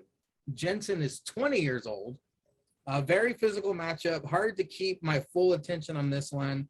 Fabian wins with an avalanche double underhook suplex. Cesar, your thoughts on the opening matches of NXT 2.0? Brettzky. Why the fuck is What? Huh? What are you? Can you hear me? I'm you so. asked me? Yeah. You asked What do me you? for my opinion, and then you said Brettzky. And he started pointing. Yeah, you were Yeah. like, what? I'm drinking. Mangria drunk as fuck. I like how I'm just glad it wasn't just me because I'm like, well, wait, maybe I didn't hear something that like Six and And you Cesar didn't did. even and then change you- your- Oh, Oh, yeah, this change your dude called background. me you last weekend. Change your background, dumb motherfucker. bitch. Yeah, he did call Sticks Bretsky last weekend. He's like, Bretsky, what's your thoughts? And then like, stop. And me and Sticks were like, Eh, At least he didn't call Cesar me. That would be a little worse. oh, Like, that'd God, Jesus Christ. Cesar motherfucking went. I'd Champa have quit. nuclear. I'd have really quit. It wouldn't have been those click off quits. I'd have really quit. No. Why the fuck is LA Knight wrestling That twice? was a long way to Like, get to this. Jesus. Why the fuck is LA Knight wrestling some asshole and he's got a championship match in the main event? Just like, why? And then why is he losing to this motherfucker out of nowhere in like 38 seconds? And actually, did anybody take count of how many assholes debuted this week? I mean, Jesus H. Christ. It seemed like there was a new motherfucker in every goddamn segment. Was it really 5? I'm Thought it could have been 6 or drunk. 7. Yeah, we know. Drunk math. Yeah, we know. But It was yeah, at least one. no, this guy was new. That tag team with Imperium were new. That's what I'm saying. At least one. Yeah, I'm not At wrong. least one. Yeah, you're right. At least one per fucking 15 minutes. This guy with LA Knight, this was a throwaway some bullshit. I don't even know why this cracker won to over LA Knight when he's fucking wrestling in the main event. That was just, yeah, whatever. And then, some other 2 crackers fought Imperium. And then, like wrestling happened in that ring as well. I don't even know. All right. I was stick worried your more thought- about I was worried more about the wedding and an old boy at the desk, not sick dig Vic. Oi! I was just worried about what Oi was gonna say with these crackers Wade. wrestling. Wade. Stixy Drip, your thoughts on the first 2 matches of 2.0? I like Cesar. I was just kind of like, why? I knew going into the night that La Knight was going to wrestle in the main event, but then it's like, No. you're having him wrestle this guy? And then Yeah. of course, we had we got it foreshadowed at the end, not to give any spoilers. And then No, I haven't seen the show yet. I thought one of the Gives a guys shit. in that tag team that faced Imperium, I thought one of those guys was in the breakout tournament, because it seems like we're still getting been. like a guy here and there from that tournament still Yeah, sprinkled Briggs. in. Briggs was in. Yeah, at that's the what I tournament. thought. Briggs. Yeah. I mean, Sure. I guess this is what we're going to see going forward with NXT 2.0. They're going to start bringing in guys that Vince wants and bring them into the system and start Oh, getting them into Look at that beef. it. All that beef in that ring. That meat, such that good- Look at that. man meat, Look at that on thick man beef. meat. Oh, I guess this is Vince's 2.0. So I mean, I guess buckle tight and hold on. this shit looks better as a hoodie. I'm about to get this Drip Island hoodie for real. The great Brettzky 99. What did you think This of Drip the Island hoodie is matches fire. of NXT 2.0? Time out. Get the Uh-oh. Drip Island hoodie. Get the fucking Drip Island hoodie if you're listening to this right now. Yeah, Drop the link the in the shop. chat. Troy, put Drop the that link in link the up at chat. the end of the show. Put that link up. Put that link up when you drop this show. Put that link in the YouTube description. Yeah, you goddamn right. Get this But shit. but no, to start off, I will say Yeah, this shit's gone off the rails. Cancel my appointments post tripod. We're going long. I'm talking to the great Sticks Adam 99. No. Julius _ Adam. Man, I tell you what, I will fly my ass from Drip Island to fucking No, it's Cali, Brettzky. It's Brettzky JH. Yeah, Brettzky JH is talking. No. There you go. There you The go. disrespect. My The man. disrespect. Welcome back, moving my on. man. Welcome BFAB back. Fine versus Katrina Lopez. Hey. The disrespect. You motherfucker. Worse than Cynic out here. Fucking. Oh, you want to pull that card? Oh, How about you go fuck yourself? Oh no. Huh? Oh, How about God. that, Brettzky JH? Go fuck yourself. Oh, God. Oh, Mangria's fucking plastered. Oh, my God. Yo, Oh, this Big Brunch man. Cantina tank top looks sexy on a bitch. Wait, it's the what? Sorry, I'm on the shop right now. No, what's the name of the Big place? Brunch. I want to get my opinion out Go ahead. before fucking 12 o'clock 2 days from now.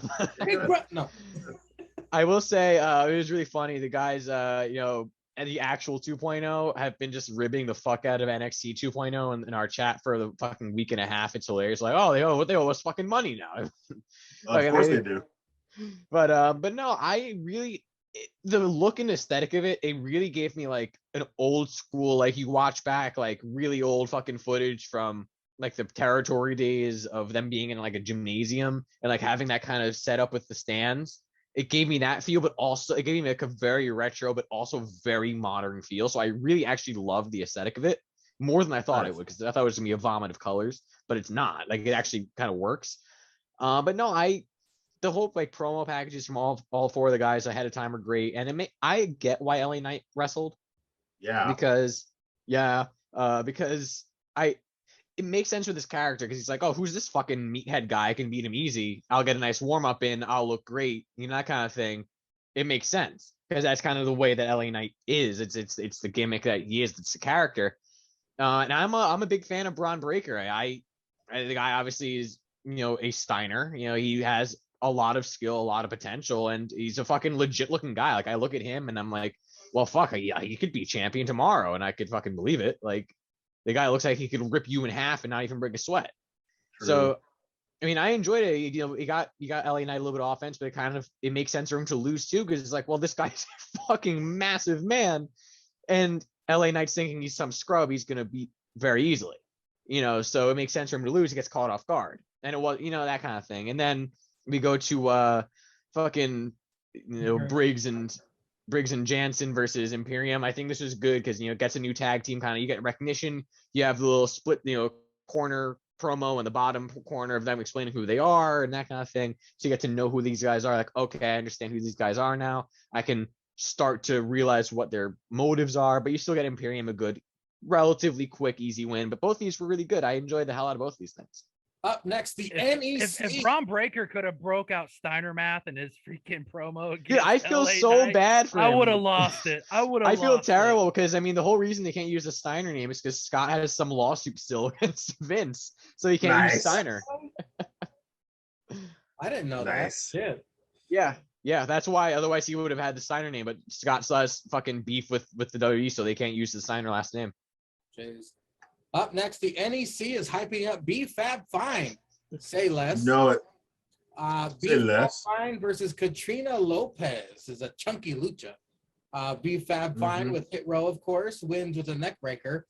Gets on mic, references Senorita Secret Sauce. Juanita Green Card, yeah, buddy. Brown Order come out. Gallete, chicks talking shit. About to cat fight, but Santos stops her. The shit-eating grin on the entire time. Yeah, true. Brettzky, what'd you think of that short match? But BFAB Fine showing off for the first time. Awesome. I mean, NEC is always phenomenal promos. I always enjoy. Not as a Christian, but no, I always enjoy their promos. I mean, I feel like their promos could be an acquired taste. Like you kind of have to like for me being in the generation that I'm in, it's like. That's kind of like, it's very hip hop generation, rap generation, where like everyone kind of I kind of get what they're saying. I know what they're talking about. I know what they're referencing. So I always enjoy their promos, and the whole mini story of Top Dollar being really into BFAB is hilarious to me. And fucking Sympathy 4 is hilarious to me. fucking great. Like, but no, it was a great lead up and a good little match. It wasn't like it wasn't a squash, but it wasn't taking forever. It was a good little match to get her ready. To get her kind of exposed. And then fucking Electra Lopez is like, cállate, that fucking shit. It's hilarious to me, especially because one of my roommates is he's Spanish, he speaks Spanish all the time. He always yells at me whenever I annoy him, like cállate. So I kind of like laugh my ass off at that. And Senorita's secret sauce, all this other shit. I love this. We all know how much of a fan I am of Santos Escobar, Legado. So I just love that they're continuing this feud and they've added the element of the chicks into it. I also love that Electra Lopez is with them now. It's great.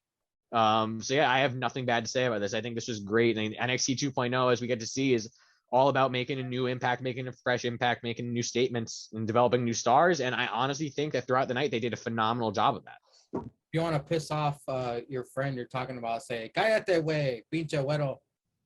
Sticks and Trip, your thoughts. He just told me to say some really bad racial slur or something that I have no idea that I'm going to be saying. Like, it's going to be terrible if I say that. Or you can say to Mangria, he'll laugh. Güero just said Sticks, your thoughts on the entire shine put on B Fab Fine. Oh, I just rhymed, son. I'm a NEC. No. Jesus Drunk Christ. Motherfucker. This bitch is loaded. Can we kick Mangria off his own show? How did y'all get him this drunk in an hour? We didn't. We did it, man. We didn't. I didn't even see him drink from that thing while we were talking. It started off that he showed us the mug and then he talked about how they fucked up the lettering on it. And now we're here. It's just, now we're here. Well, I'm getting big. They took Ozzy's $5. They took $5 off because they jacked it up. To see Brunch and Cantina. It's the Big Brunch Cantina. Brunch Oh, yeah, Cantina, looks okay. good, but the big looks like a blind person did it. Yeah, okay. I get you. Sticks, B Fab Fine. Let's go. It was good. It was fun. It was nice to see her get a match and see what she looks like in the ring, and them continuing this feud is really good. I'm happy to see where it goes. Cesar, B Fab Fine. Yeah, the promo I thought was good too, leading up to it. Because I just know what they're talking about. Not 90% of them cracks, but they are in Florida, so Florida man should know what they're talking about. Yeah, they were cheering him. They were chanting "Hit Row" and all that. Yeah, they were chanting. Yeah, and then B Fab Fine getting the win, of course. And then Senorita Hot Sauce or whatever the fuck comes out with the Cocaine Cowboys, and they moving that work. So yeah, this feud should still be great. Now, yeah, they got two hoes that can fight. Not to call them no bitch though, but they got them motherfuckers that can fight. And then the dudes can still square off as well. So yeah, good shit. Odyssey Jones, Cameron Grimes, Johnny Gargano, and a returning Austin Theory. Yes, all dressed as serial killers as Dexter's groomsmen. He brings a priest, Damian Priest. He's not a real priest, right?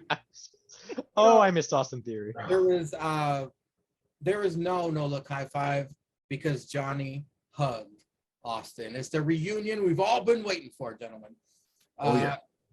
What were your guys' thoughts on that when you saw Austin Theory walk through that door? I know all of us went from 6 to midnight, right, Cesar? I popped hard. Yeah. I was like, oh, this motherfucker. And then he was like, I thought you ran away. I did. I wasn't gonna miss the wedding. And then every wedding, he's a priest. And then this cracker Damian Priest. The only thing would have been better if Damian Priest would have walked in with the title. If he'd have walked in with the U.S. title, that shit would have been gold. He goes, yeah, but I came for the open bar.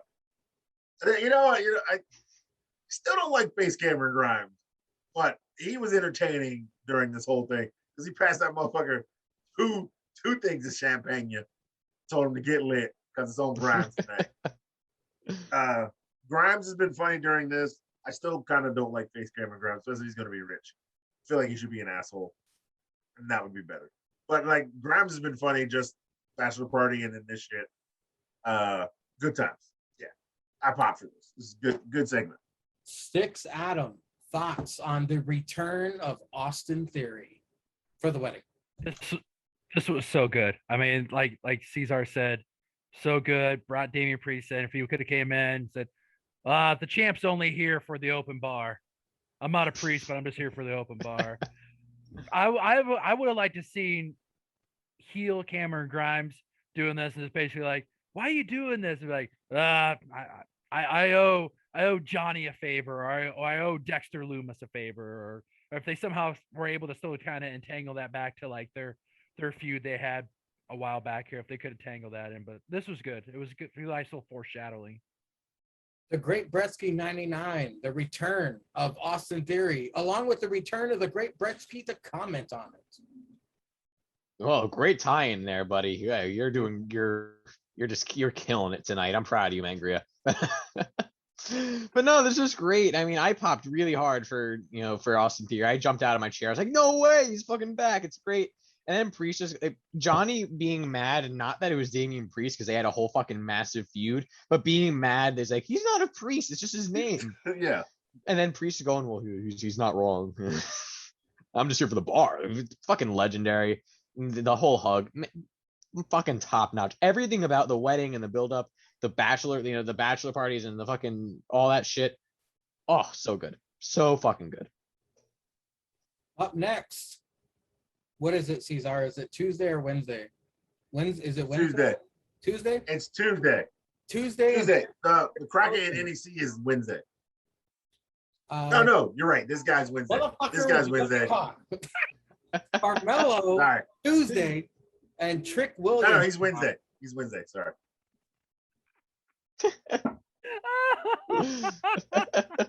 Now who is Thursday? JH. They're about it. They're about it, guys. When Melo shoots, he don't miss. These two hyping each other up. Duke Hudson out. Talk shit to Melo and disrespects them both. They jump his ass. GG and JC talking to Mandy, sitting in chair in a hoodie. What is this? Some fucking Joker shit when he did the search. There've been so many spoofs about when Joker saw his face for the first time and he laughed. Like, I thought she was going to come out with that mask and all that shit. But no, it was all different. After this, we get, after the commercial break, Casey and Caden versus GG and JC. During the match, the picture-in-picture shows Kyle O'Reilly getting jumped by Dunn and Owen. I was like, fuck, poor guy. Someone saves him. They don't say who it was at first. And then we get Cesar skeeting all over his screen because brunette Mandy Rose attacked. Oh. The match ends in DQ. 3-on-2 assault to Casey and Caden. But here comes Saray for the save. That shotgun drop kick blast. God damn. Brunette Mandy Rose. Very, very hot. So that was the Tuesday segment. She's gonna peg you. She might. And the tag. And you're gonna let her. Brettzky, what were your thoughts? Brettzky, I was wrong. This crack is Wednesday. Tuesday is in the NECs. This crack is Wednesday. Just call him weekday. That came out. Just call him weekday. All right. No, and then the cracker he brought out, that cracker is Monday. Like, he's that trash. Better fill that cup up, man. Oh man, poor Trick. Still going. Their stable name is Calendar. All right, go ahead. The work week. The stable name is the work week. Business day. This was. I'm a big fan of Carmelo Hayes. I have been since his match with Adam Cole. I think that he is absolutely a future. Absolutely a future star. He has the look, the in ring, all that. I'm very big fan of Carmelo Hayes. And yeah, I mean, I saw people making fun of this promo from Trick because I think Monday forgot his line at one point, but he recovered fine. Like, it was still a really good promo, and you could tell that I don't know how much history these two guys have, but you could tell that they work well together. And I'm a Duke Hudson coming out and then getting jumped. I'm a big fan. I'm here for heel Carmelo Hayes. I am here for that. I am very interested to see where this goes. But I feel the idea of him being I was being humble before. I'm the fucking best. I think that's great. So I am absolutely here for that. Then was the women's tag, right, Mangria? Yes. Yeah, the women's tag. Yeah, I enjoyed this. I've been saying for a while I'm a fan of Casey Catanzaro, even though Mangria always with the disrespect, calling her Marcy Stunt. No, I came around. That's true. You know, you did. You righted your wrongs. You did. I will give you that. Casey and Caden are incredibly impressive. Yeah, I'm a very big fan of them. I have been for a while. And yeah, I mean, Gigi Dolin getting some chance. Good for her. Yeah, good for some her. Gigi chance. No, this was Good good. for her. This was a good tag match, and then obviously it ended with the DQ.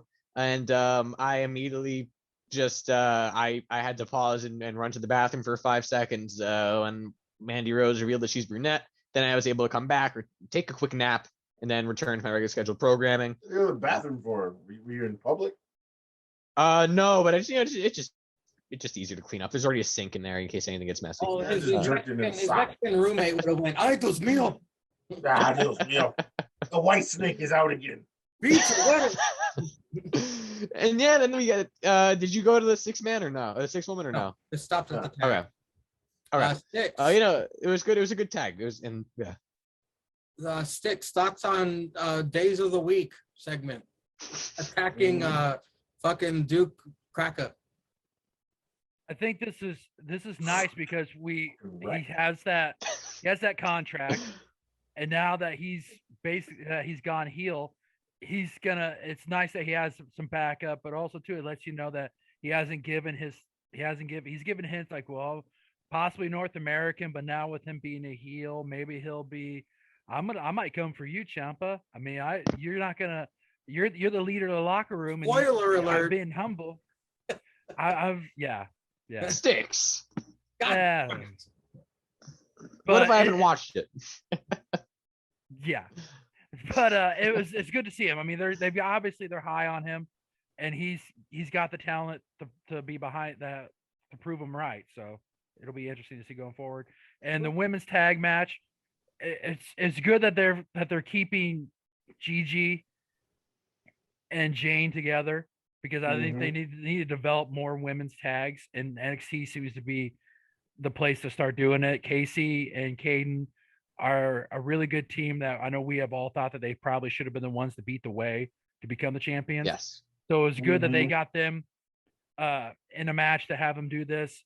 And it was also nice that we got the return of Mandy Rose, the brunette Mandy Rose, and her with them to be a heel women's tag faction is nice. And it'll be interesting to see them going forward. Big Carpe, your thoughts on the days of the week segment? Man, fuck these two crackers talking that yin yang. Yeah, I mean, he's got that contract. He's talking some trash, and then he's got some random ass Negro to run out the back to back him up that we don't know about. Just got to get some shine. He's like, I'm Monday. I'm backing up my man Tuesday or Wednesday. Because ain't none of these crackers the weekend. Because the weekend is special. You crackers ain't special. Y'all just some random Negroes under Vince that Vince is going to use and abuse. So he buries you on Monday Night Raw with some shitty music like Keith Lee. I said it. Y'all ain't the Rock. Y'all just some random niggas. But no, they can at least wrestle. Wednesday can at least wrestle. But no, yeah, he's got that contract. I don't know who he's going to go for. Hopefully he gets to like a little three-way dance with El Chapo, Swerve, and old Wednesday. That'd be good. That would be good. That would be good. And they're all gonna have people outside to help them cheat, which are all gonna lead into another big fight or some fuck shit. And then we'll have Tuesday versus Wednesday because they're both all side men and shit. And then one of the other different nicknames for them. That's very confusing. It's Tuesday and Wednesday. They're two different days. January taking on Wednesday, and Halloween's gonna take on. Just because your drunk ass can't keep up because your brain can't. Even you got confused. You're like, oh, wait a minute. Oh, dude, that's two. I forgot which one you were talking about. I forgot which one you were talking about. Well, to be fair, initially Tuesday was Wednesday. Tuesday was Wednesday, but Tuesday was Wednesday. Then he upgraded to Tuesday. Yeah, because they moved to Tuesdays. Okay, the women's tag, Cesar. I mean, the women's tag match was the women's tag match. Yeah, it was all right. It was good. I'm with the rest of the crowd. I like Casey and them. They got some good teamwork. They're getting wins. They're out here doing work. The promos aren't bad. They're acting way too Yeah, they've definitely both fucked Ricochet and both Oh, finger yeah. popped his asshole. Oh yeah. 'Cause when they're in the back, they do some real sus shit, especially the way like she climbs all over that bitch, and the bitch ain't even like she's 7 feet, like she climbing all over a 5'2" bitch just because she can climb all over some bitches, and like they're just like way too sus. Like they make out after matches in the back all Yeah, and sweaty. Ricochet watches from the corner. Yeah, just finger pops his Zooms own in. asshole. Finger pops his own asshole while jerking it, while watching them just like scissor each other on a Tuesday. While Zoom watching shower. Tuesday. Wait, Zoom on shower Tuesday? call. On Tuesdays. That's how they warm up before they go to the ring. They It'd be have fucked up. Ricochet because It'd be fucked up if Caden took off her wig and it's Ricochet. Oh, It's me, guys. God. Yeah, like It was that, me like those all old- along. it was yeah, those me all old along, Scooby-Doo Caden. things. It was me all along, Caden. It's my I'm TikTok. the one you've been scissoring all along. All along. I've been tucking it back. You've been scissoring this meat soft. Yeah, yeah. I don't know. But yeah, old fucking old Mandy Ho. That's what I'm calling her. Mandy Ho came out, girl. She got that brown hair. Yeah, she fucking now. Like she was probably like, making motherfuckers pay. Now she's smoking Newport shorts, smoking 2 fucking blunts and fucking taking your ass to Pound Town on a Thursday, pegging your ass after she get 2 skeets off of that dick. Yeah, she hoeing it out now. Oi. I know. Brett, he was happy. Oh man, ever since I she know Wade had Barrett her was happy. brunette, her Oh, yeah. cameo went up by $200. And I if she'll- you're willing to she'll show pay, titties why now. not to? Yeah, she'll show titties now on that cameo. She'll put them titties out and talk to you. I'm digging, Vince can't say nothing. I'm digging heel Mandy. Caden is impressive, of course. The dropkick assassin murders Gigi. This is awesome chance. Mandy wins with a pump knee to Caden's face after a 6-woman tag was Great made. knee. Yeah. Candice, let me stop there. You guys' thoughts on the 6-woman tag that was made after Brunette Mandy came out to fuck shit up? Yeah, it was all good. Come on, let's go back to the Yeah, I enjoyed the fuck out of this, but man, Mandy Rose, that knee has always been great. Always been good. Always been a good knee. Sticks? 6 with the fucking Dexter Loomis. Dexter, yeah, the Dexter tribute. It was good. It was good. Up Oh my next, God. Candice with Indy, as she is preparing for wedding. Other bitches are there too. That's all the notes I wrote on that. Britt Lesnar, Rich Holland versus Drake Maverick. He still has the whistle theme, Brettzky. He kept the whistle theme. Yep. I know. I was so excited. This is when they announced that Kyle O'Reilly is out and Vaughn. Yeah, whatever. Some dumb Vaughn. motherfucker. I Yeah. think Vaughn. They should have put Braun Breaker in this spot, but Von Wagner's in. Regal announces. He wins. Ridge Holland wins with the Northern Grit, which is the snowplow. Al Snow's former finisher. And then when he did the Northern Grit, he had Drake's tights and he pushed up a little too high on Drake's fucking tights. He saw his fucking butt crack peeking through. I was like, oh boy, Vince isn't going to be happy about that. Ciampa Matt is interviewed about Wagner's inclusion. No chair. Tonight, I get my redemption. He wasn't mad. This is the first wasn't time mad. Cesar Ciampa didn't toss a chair. I thought that bitch was going to take some steel to the face, but no chair this time. Yeah. What did you Mhm. think of Britt Lesnar versus Drake Maverick? The only good part about this was Drake Maverick's tweet about how he couldn't attend the wedding Yeah. after old boy fucked him up. Fucking Britt Lesnar, Ridge Holland is fucking staler than 38-day-old bread that you leave under your bed after it's been skeeted on. And Oh, you Sticks offended Sticks. You offended him. Ridge Holland, You really Yeah. pissed him off. Yeah. Oh God, I guess so. that was I his guess, yeah, uncle. Yeah, I guess so. You all right, Oh yeah, Sticks? sorry. Yeah, my internet's getting all spotty. I've been having issues with it all day. All right. Yeah, but yeah, Ridge Holland is just stale as shit. I don't like him, Brettzky? just flat out. I like him. I still like Ridge Holland. I get what Cesar's saying, but he's worse than Bray Wyatt for me. At least Bray Wyatt didn't get a good. Oh end. my God. Wow. That's wow. He's dry. He's dry as fuck on a He's promo. just starting. I don't He's give a barely shit. been there. He's barely been there. He And broke he has up the greatest. He broke up the greatest faction of British assholes, the teabaggers. We were gonna ride that shit out. And he broke them fuckboys up. He's dry. I like him. I think that I have Because a, you're I have a dry. wild. Oh, okay, that was uncalled for. Well, We're gonna have a talk. Remember, We're gonna have a Brock talk after this Lesnar- recording, Caesar. The therapy with Brett. If I can compare him with Brock Lesnar, Brock had Paul to talk for him. So if Ridge had a Paul Heyman of sorts, maybe that would change your mind a little bit on Ridge. Maybe. Yeah, I mean, Maybe. I think he still has a while to go before he gets like, ugh. You know, I get what Caesar's saying. He's in that direction, but I still think he has all the talent in the world. I still am a fan of him. Yeah. Was there anything else other than the Ridge match or no? It was the announcement that Von Wagner replaced. Oh yeah. I mean, Yeah. good for him. Good for him, man. Like it reminded me of when Big Cass was randomly in that Universal title match Yeah. when KO won, when Triple H turned on Seth.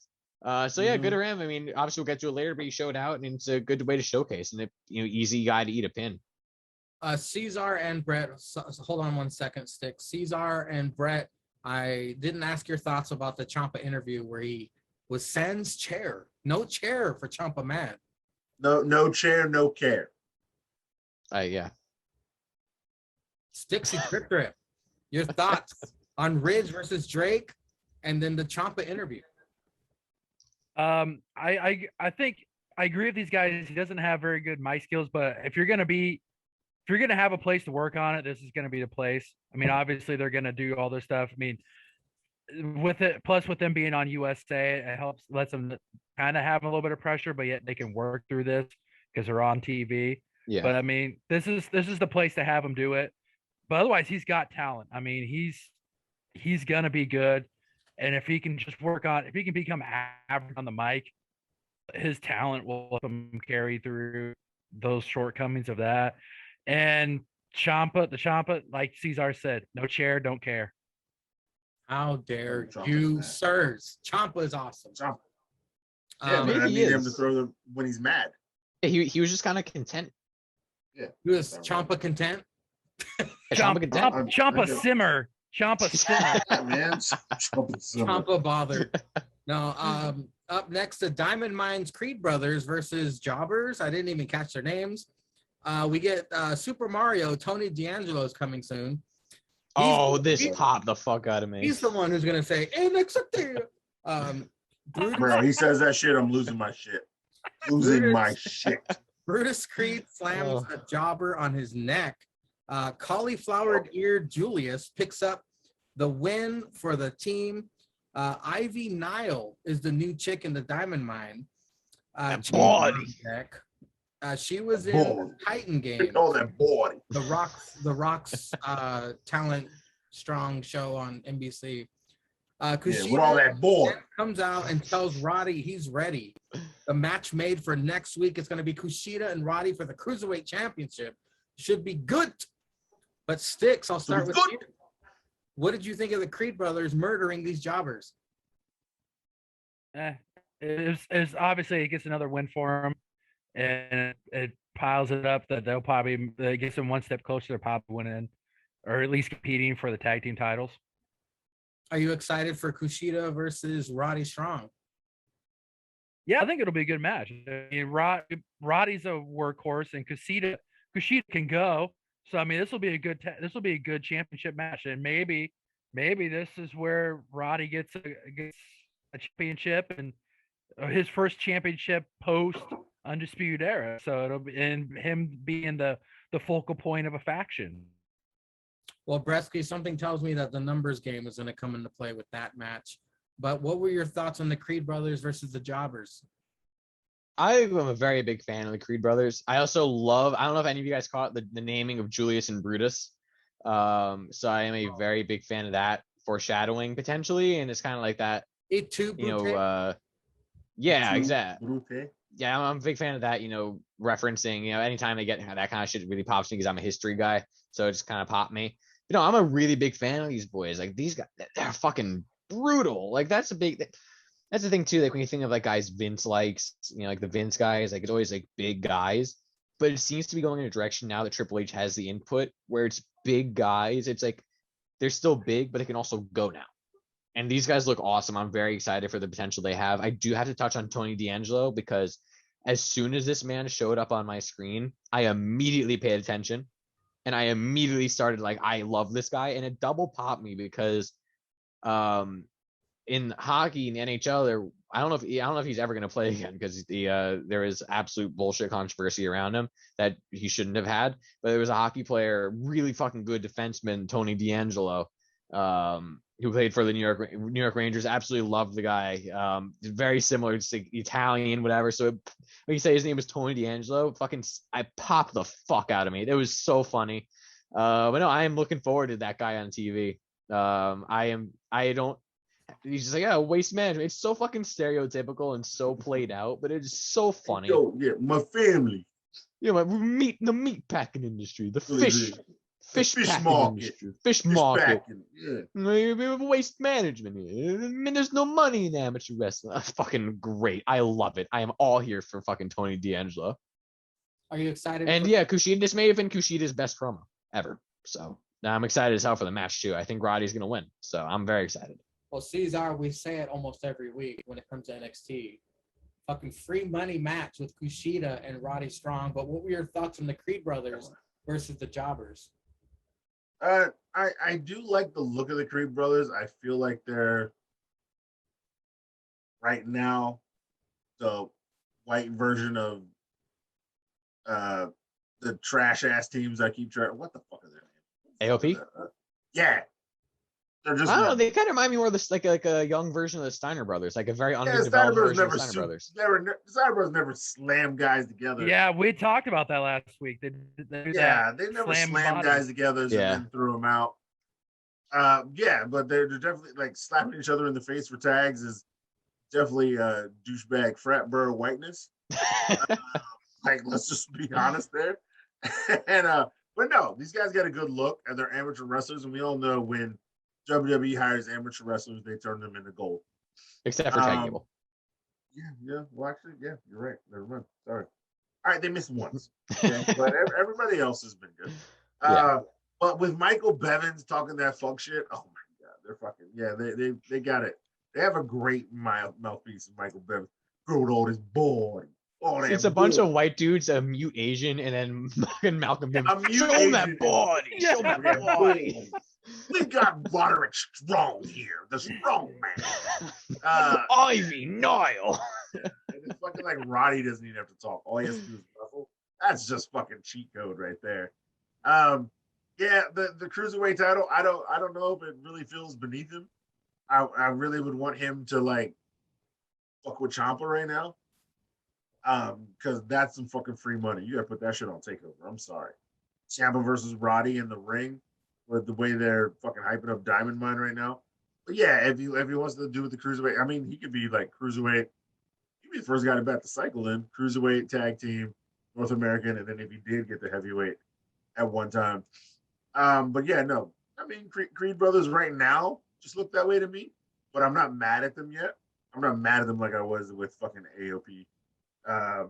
And them other crackers with gender. Yeah, I'm just not mad. Oh yeah, fucking into share. Into trash. Yeah, fuck this.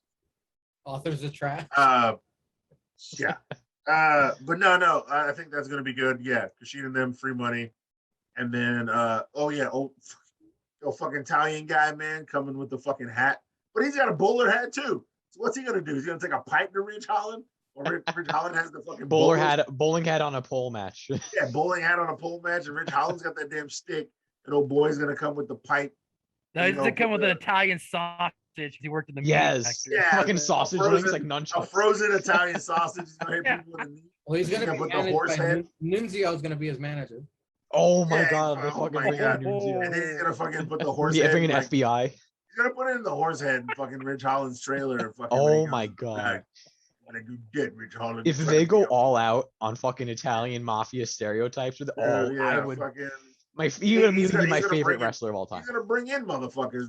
He's gonna bring Enzo back. They're gonna be fucking Italian mob. Yo, you fucking soft, Pete Dunne. Fucking Yeah, Enzo's gonna be his manager. I'm calling it right now. That shit would set a fucking fire on Twitter. I guarantee you. And it's gonna get 2 million views that week. Fucking, they bring fucking Enzo back to be this guy's manager. It makes sense because you remember when 205 Live was the third hour of Raw, like fucking Enzo main evented Raw because he brought the ratings. So that would be ratings. Awesome. Yeah. Fucking Caesar Damas over here spitting. Imagine if that happens. My God. But well, before we move on, the Creed brothers kind of gave me a world's greatest tag team vibe. I know what you're saying about the Authors of Pain, but just the way they look and wrestled, they kind of reminded me of the world's great Team Angle. And now that's why I was saying the Steiner brothers as well. Team Angle was more technical with wrestling. These guys are way more power. So that's why they gave me AOP vibes. Like we could combine all three of ours. They kind of feel like a hybrid of AOP, Steiners, and World's Greatest Tag Team. You know what? I would accept that. Yeah. So I'm waiting to see like more other shit they do. And with Malcolm Bivens, they're fucking going. They're going up. Creed Bros. How long till we see Malcolm Bivens take Regal's job? Oh my God! If he's the assistant GM, oh my God! If Michael Bivens is GM, I'm fucking losing it. NXT 1.5. No, he's the new Tajiri. No, it's gonna be fucking Regal and Tajiri, but now Regal and Bivens. That shit would be gold. That shit would be so much gold. Up next, he just asks everyone to show their body.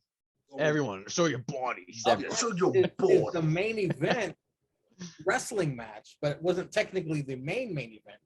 It was a fatal four-way for the NXT Championship. Peter Dune versus Cesar, do it with me, versus L.A. Knight. Yeah. Versus why do you do that so well?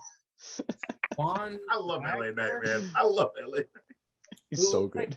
Von Wagner looks like White Khali, by the way, versus Ciampa Mad or Ciampa Bothered or whatever I said earlier. Ciampa slightly discontent. Ciampa no coffee. Ciampa not morning person. For the first time that we've seen this guy, I mean, Wagner, he's not that bad.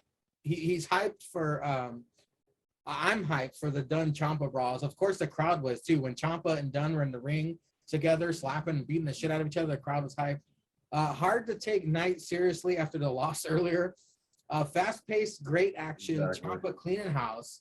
LA, then BFT to Dunn and Wagner. Willow's Bell to Knight. Bitter end to Ciampa.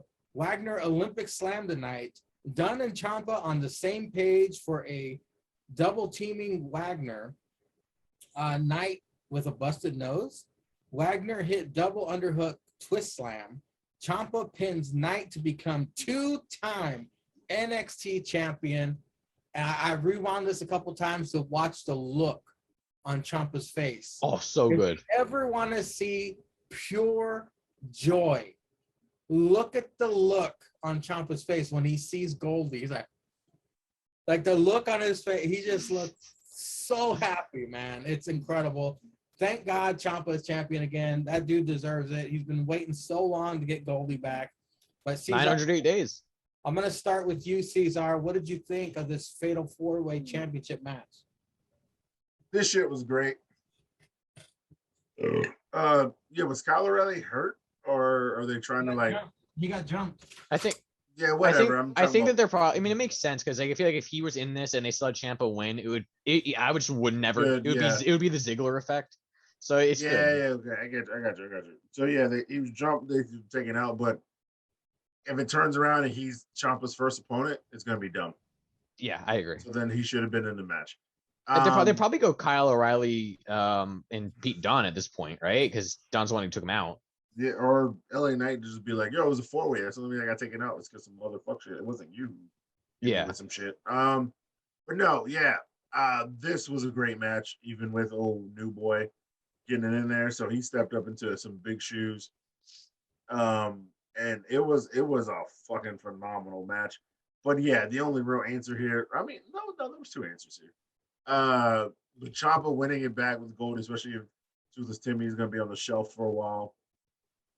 And then Toothless Timmy could always come back and be like, "You need to defend that shit in the fight pit because I'm 2-0 against your bitch ass." you know, just to give you some competition, Ciampa.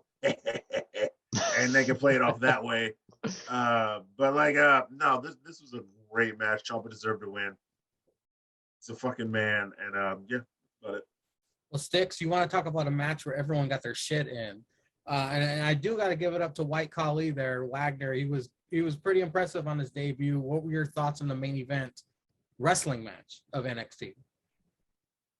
This was spectacular. I mean, if you're a new guy and you get told, well, hey, we're going to throw you in a fatal 4-way in the main event, you couldn't put him with, I mean, you could have, but I mean, this was the 3 good guys that are in the main event scene that you could put him with and not look like you didn't really deserve to be in there. I mean, he's able to hit spots.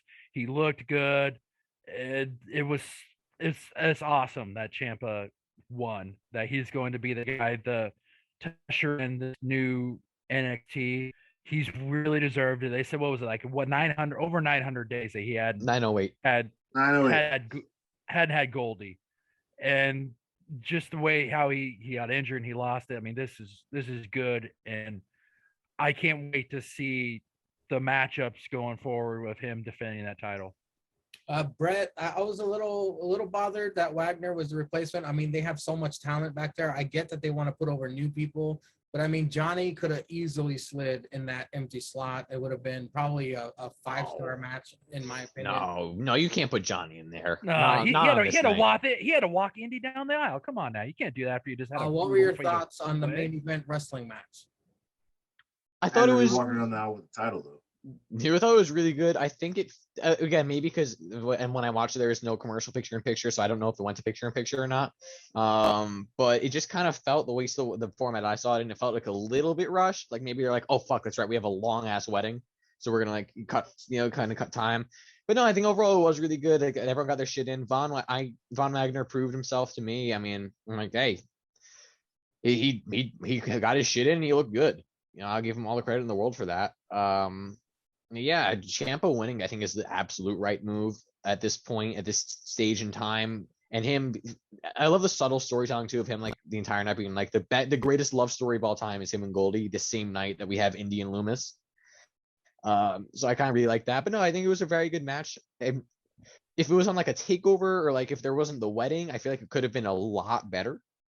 But I think it was really good, a very good way to usher in the new era.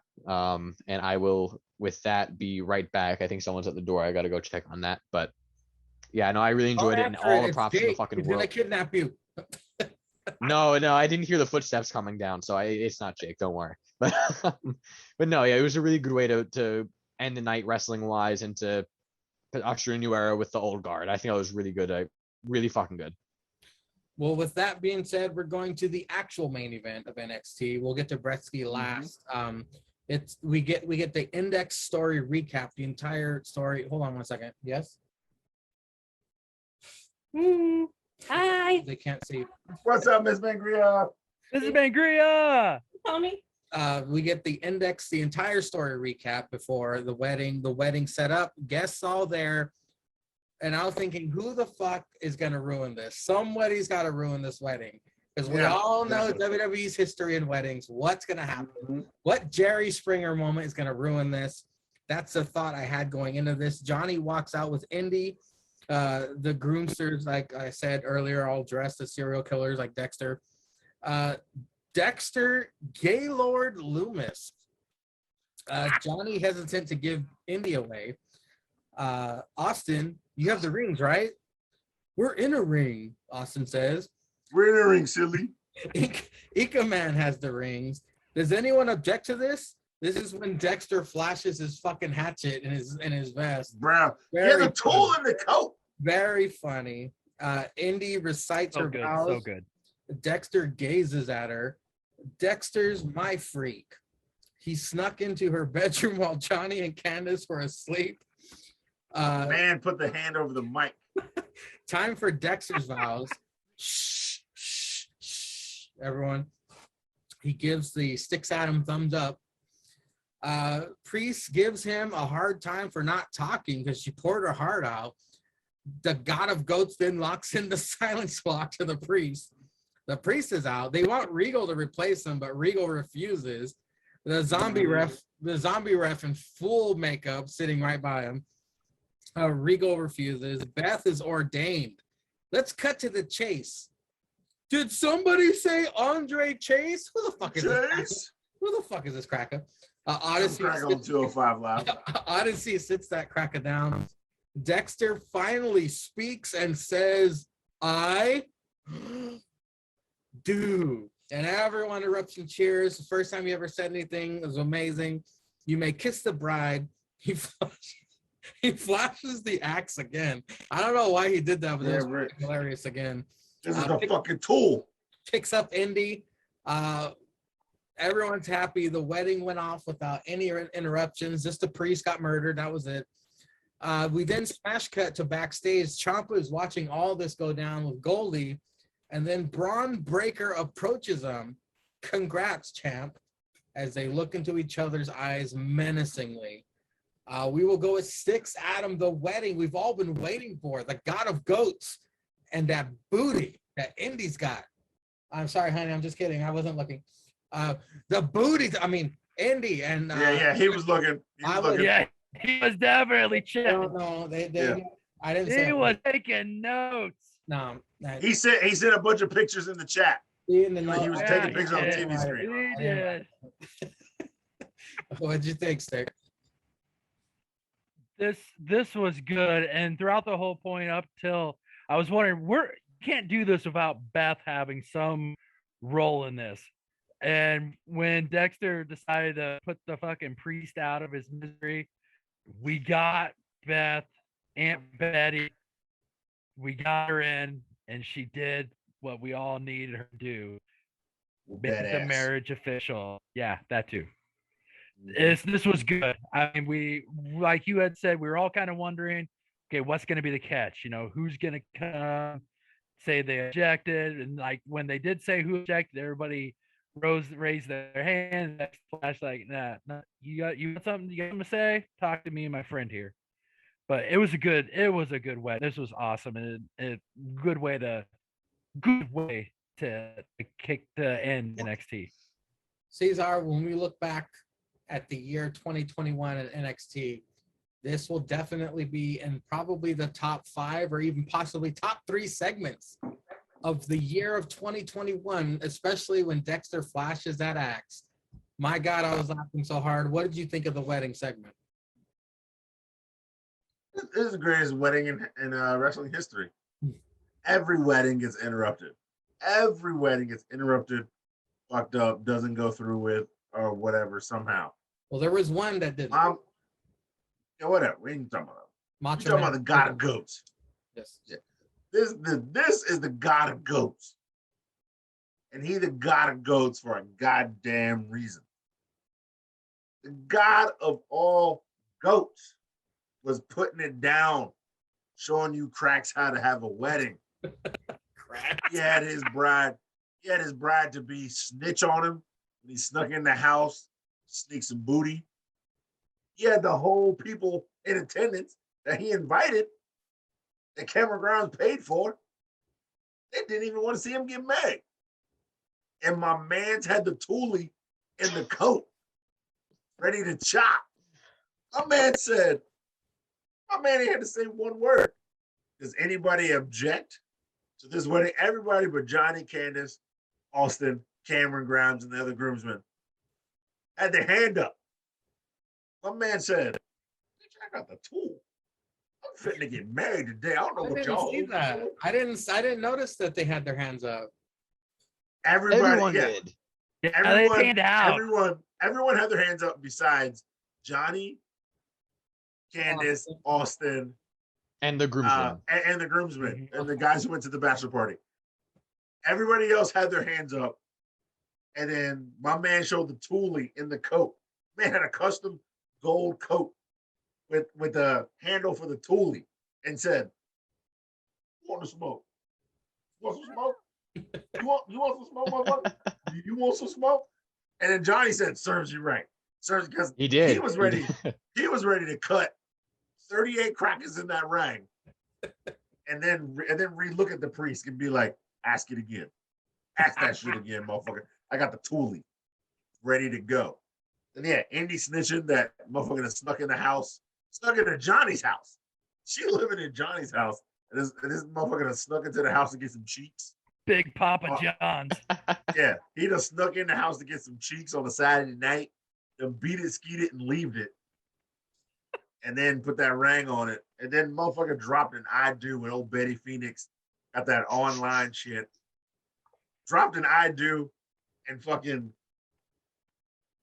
I mean, Austin almost came in his pants. He Jumping did out of that probably. seat. He did. And then yeah, old pervert with the Hawaii jacket had the rings. Austin told him when he's in the ring. This wedding was deserving of the God of Goats. We had Austin losing the rings, but giving it to somebody else and being like, my guy. Johnny talking the whole time. Johnny's like, yo, you sure? Are you sure? No, don't take my hand away. Are you sure? Indy snitching, and then the God of Goats was reaching over. Bitch, you're talking. Why are you snitching on yourself? And then showing the Thule. I didn't need to see no more. This shit was goated. And then that motherfucker spoke. He spoke. Best wedding ever. I won't even invite it. I watched it live. Chef kiss. Some ratatouille shit. Shit. If anybody Puppets fucking working the knows, strings. if anybody knows or have heard Dexter Loomis talk, it is the next man to comment on the wedding because Dexter Loomis is the intro for the faux pod.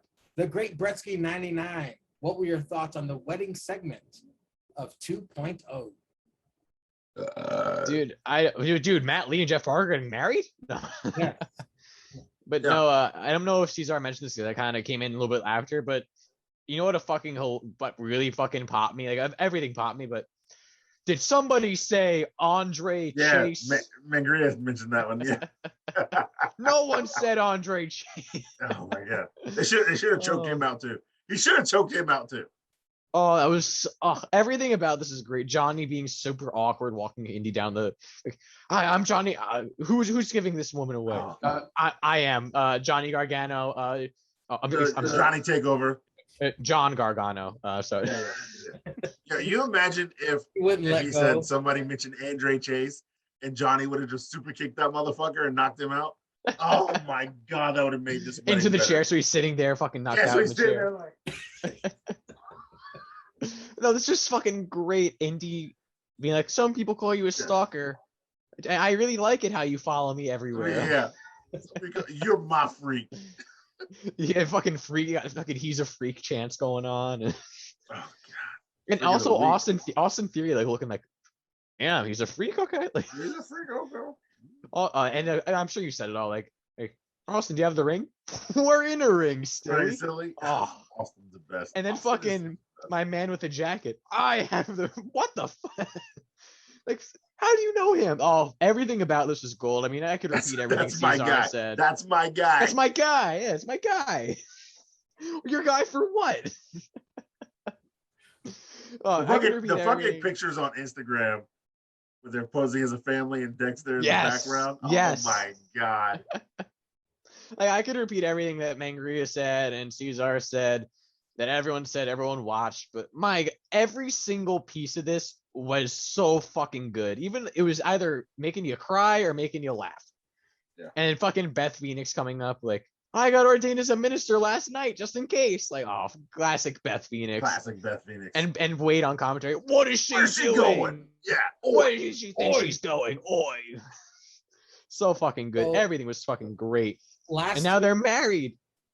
Last year, the segment of the year that I can remember was the very Gargano Christmas where they were all sitting around. Yeah. Yes. That was hilarious. Oh my god. This might possibly be the segment of the year already. Dude, I would watch this. PS5? Holy shit.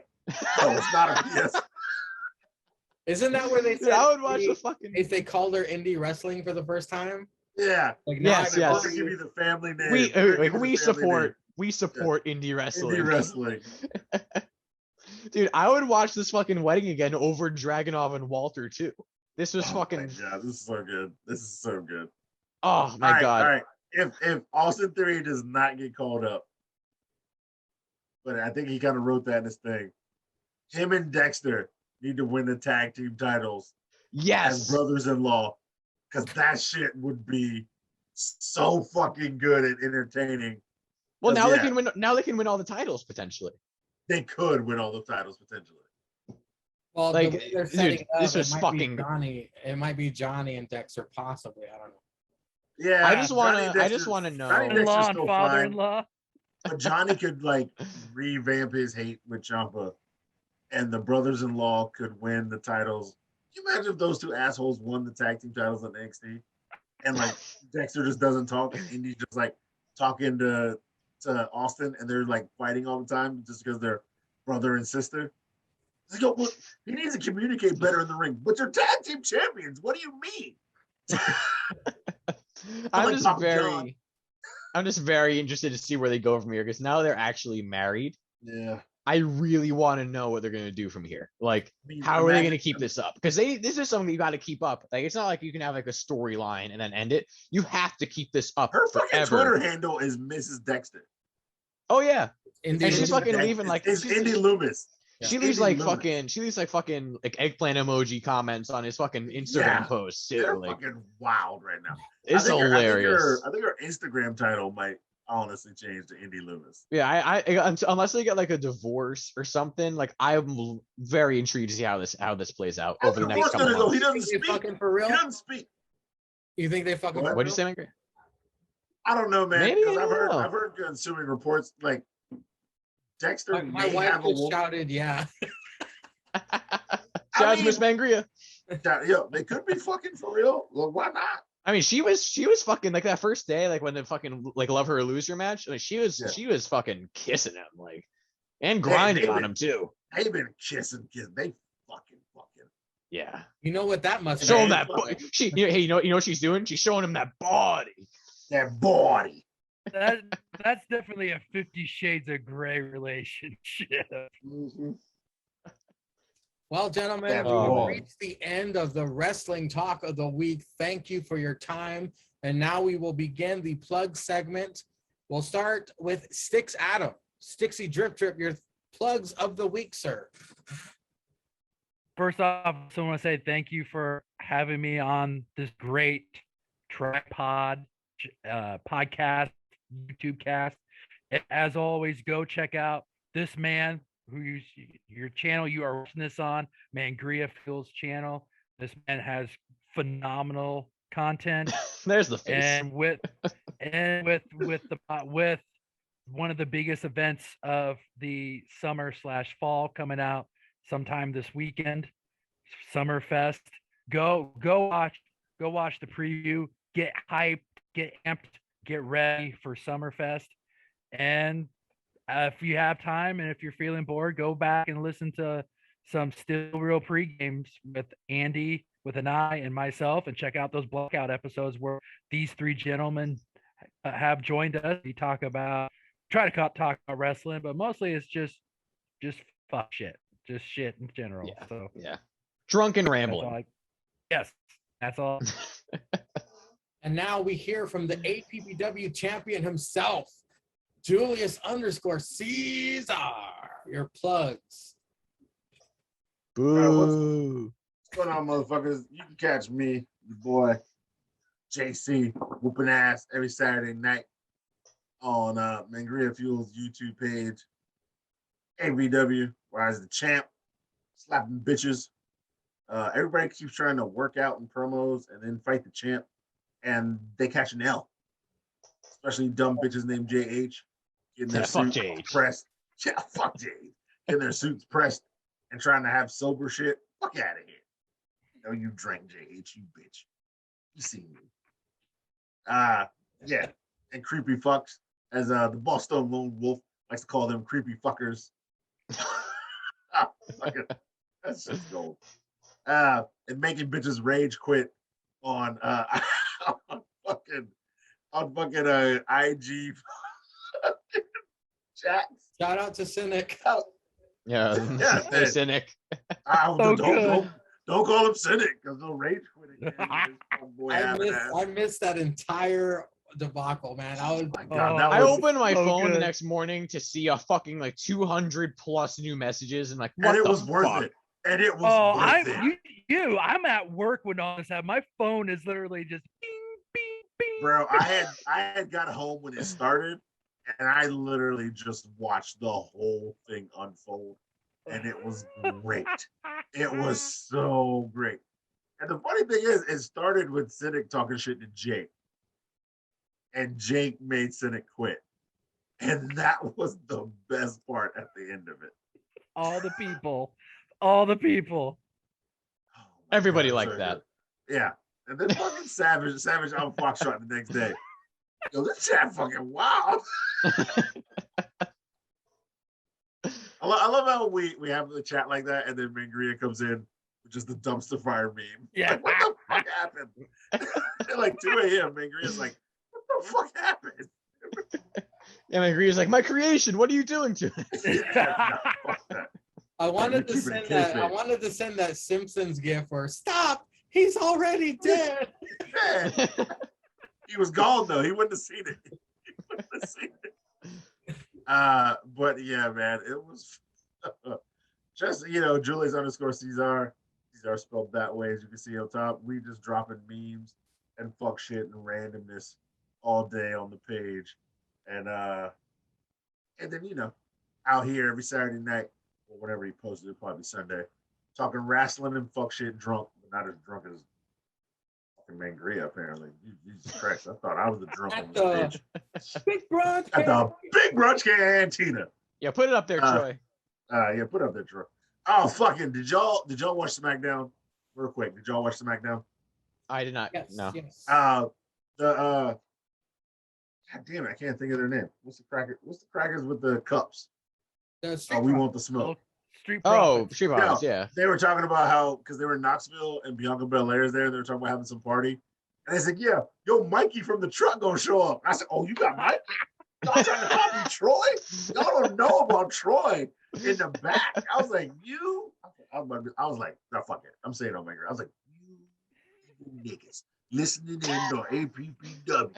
Y'all trying to copy Troy and bring some cracker named Mikey into the mix?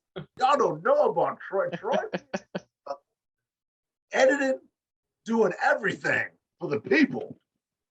The No Lord's matter work. what, The bro. Lord's, The Lord's work. Because it gets posted on every Sunday. The Lord's work. You motherfuckers go try to bring Mikey into this shit? I almost shot him. I almost went to Knoxville. I almost caught a red in Knoxville and shot 2 black people. There was about to be some black on black around. Because they was live. I'd have showed up on time and I'd have shot him. I'd have got him. I'd have got them. That's for Troy. That's for Troy, bitch. You don't know nothing about Troy. He And they're put like, in what that the work. fuck are you talking about? He put in that work. They'd have known if I'd have said that and drove off. I almost shot him.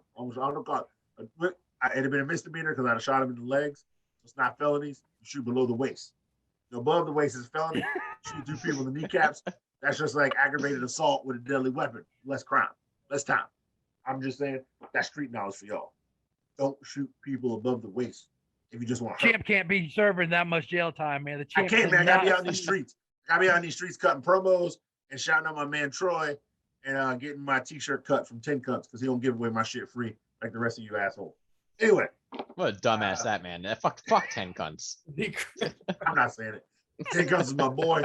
He likes to get drunk and commentate on matches when I'm around, and me and 10 Cunts have a good ass time. So yeah, fuck the Fudger Club. Fucking spells his last name with an X How of a else you U. gonna spell it? How else you gonna spell it? instead of a fucking U, fucking motherfucking you want to illiterate. spell it? That's what you young crackers Spell do with a every. Z? That's what you young crackers do nowadays. You spell with fucking wrong letters. I mean, he's trying to fit in. The great Well, president. Man of the yeah. people. Right. Well, he doesn't really fit into many things. Yeah. Oh, wow. The great president at the time. And well, he doesn't miss like TBG 99 official who misses That's every true. fucking week every time he shows up. On. Yeah, that guy sucks. Who's that guy? I don't know who the fuck that fuck boy is. We I can don't even talk know. I about, ain't we heard can from talk him. about the Babson Brawler some other time. Brettzky, go ahead and let's keep this under 10 minutes. Your plugs. Oh yeah, this is the part. This is the one thing you want to cut down about this show. Yeah, Okay. of course. Yeah, you can find me on Instagram at @thegreatbretsky99. Definitely stay tuned for Mangria Fueled on YouTube. If you're watching this, then you're watching it at that place. There's the Shout out money Aunt Donna. maker. Yeah, shout out Aunt Donna. I gotta shout out Aunt Donna. Much love, Aunt Donna. Don't go Googling stuff that we say at work. Please do not.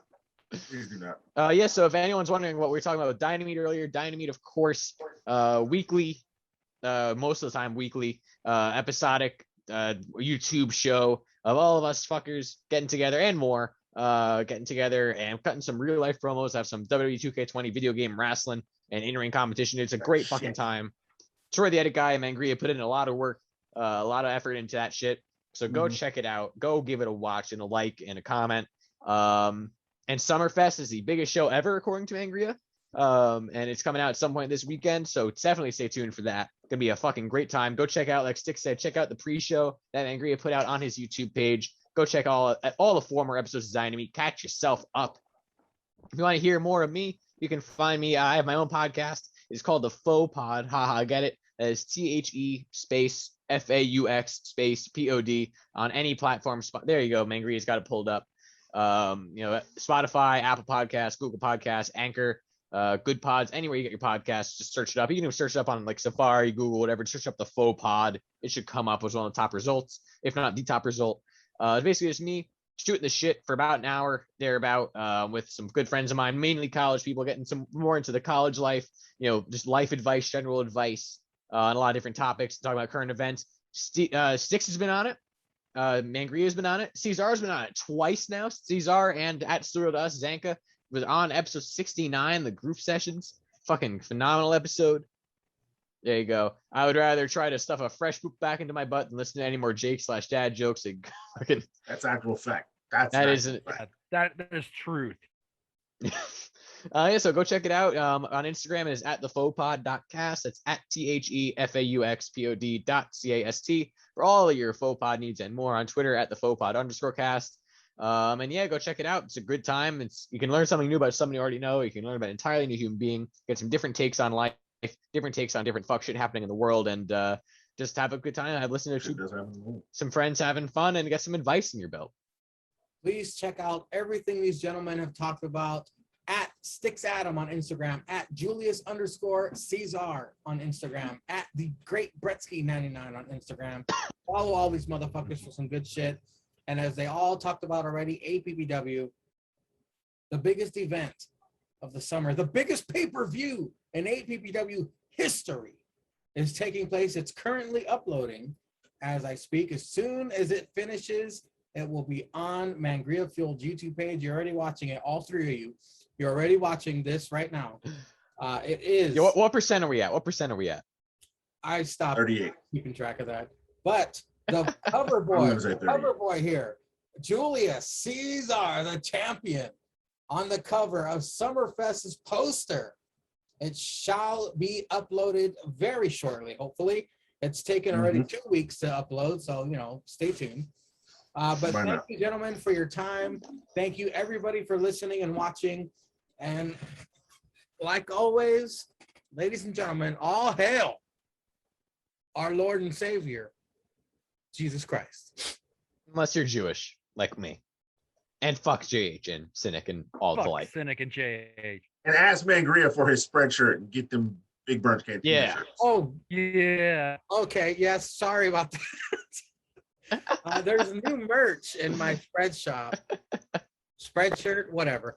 Here, I'm going to give you the link, you sons of bitches. Okay, it's do it. Yes. www.spreadshirt.com/shop/user/Mangria plus fueled. Go to that shit. Get all the Big Brunch Cantina shirts. Get all the Drip Island shirts. Get all the Sticky Drip shirts. Get all the Beer Cheese shirts. Especially get them shout out Aunt Donna shirts. Make that shit number one, you fucks. I know you got money. You get paid every 2 weeks. There is a Jew the Moon shirt, which I came up with Get first. that shit too. But get that shit too.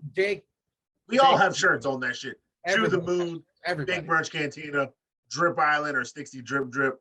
Get all them shits. You know you need t-shirts? Who don't need t-shirts? Everybody need t-shirts. Buy them shits. They cheap, but they're good. And now you can go hail Jesus Christ or whatever. Yeah. Listen to the Fuck Cynic. and have a great week, ladies and gentlemen.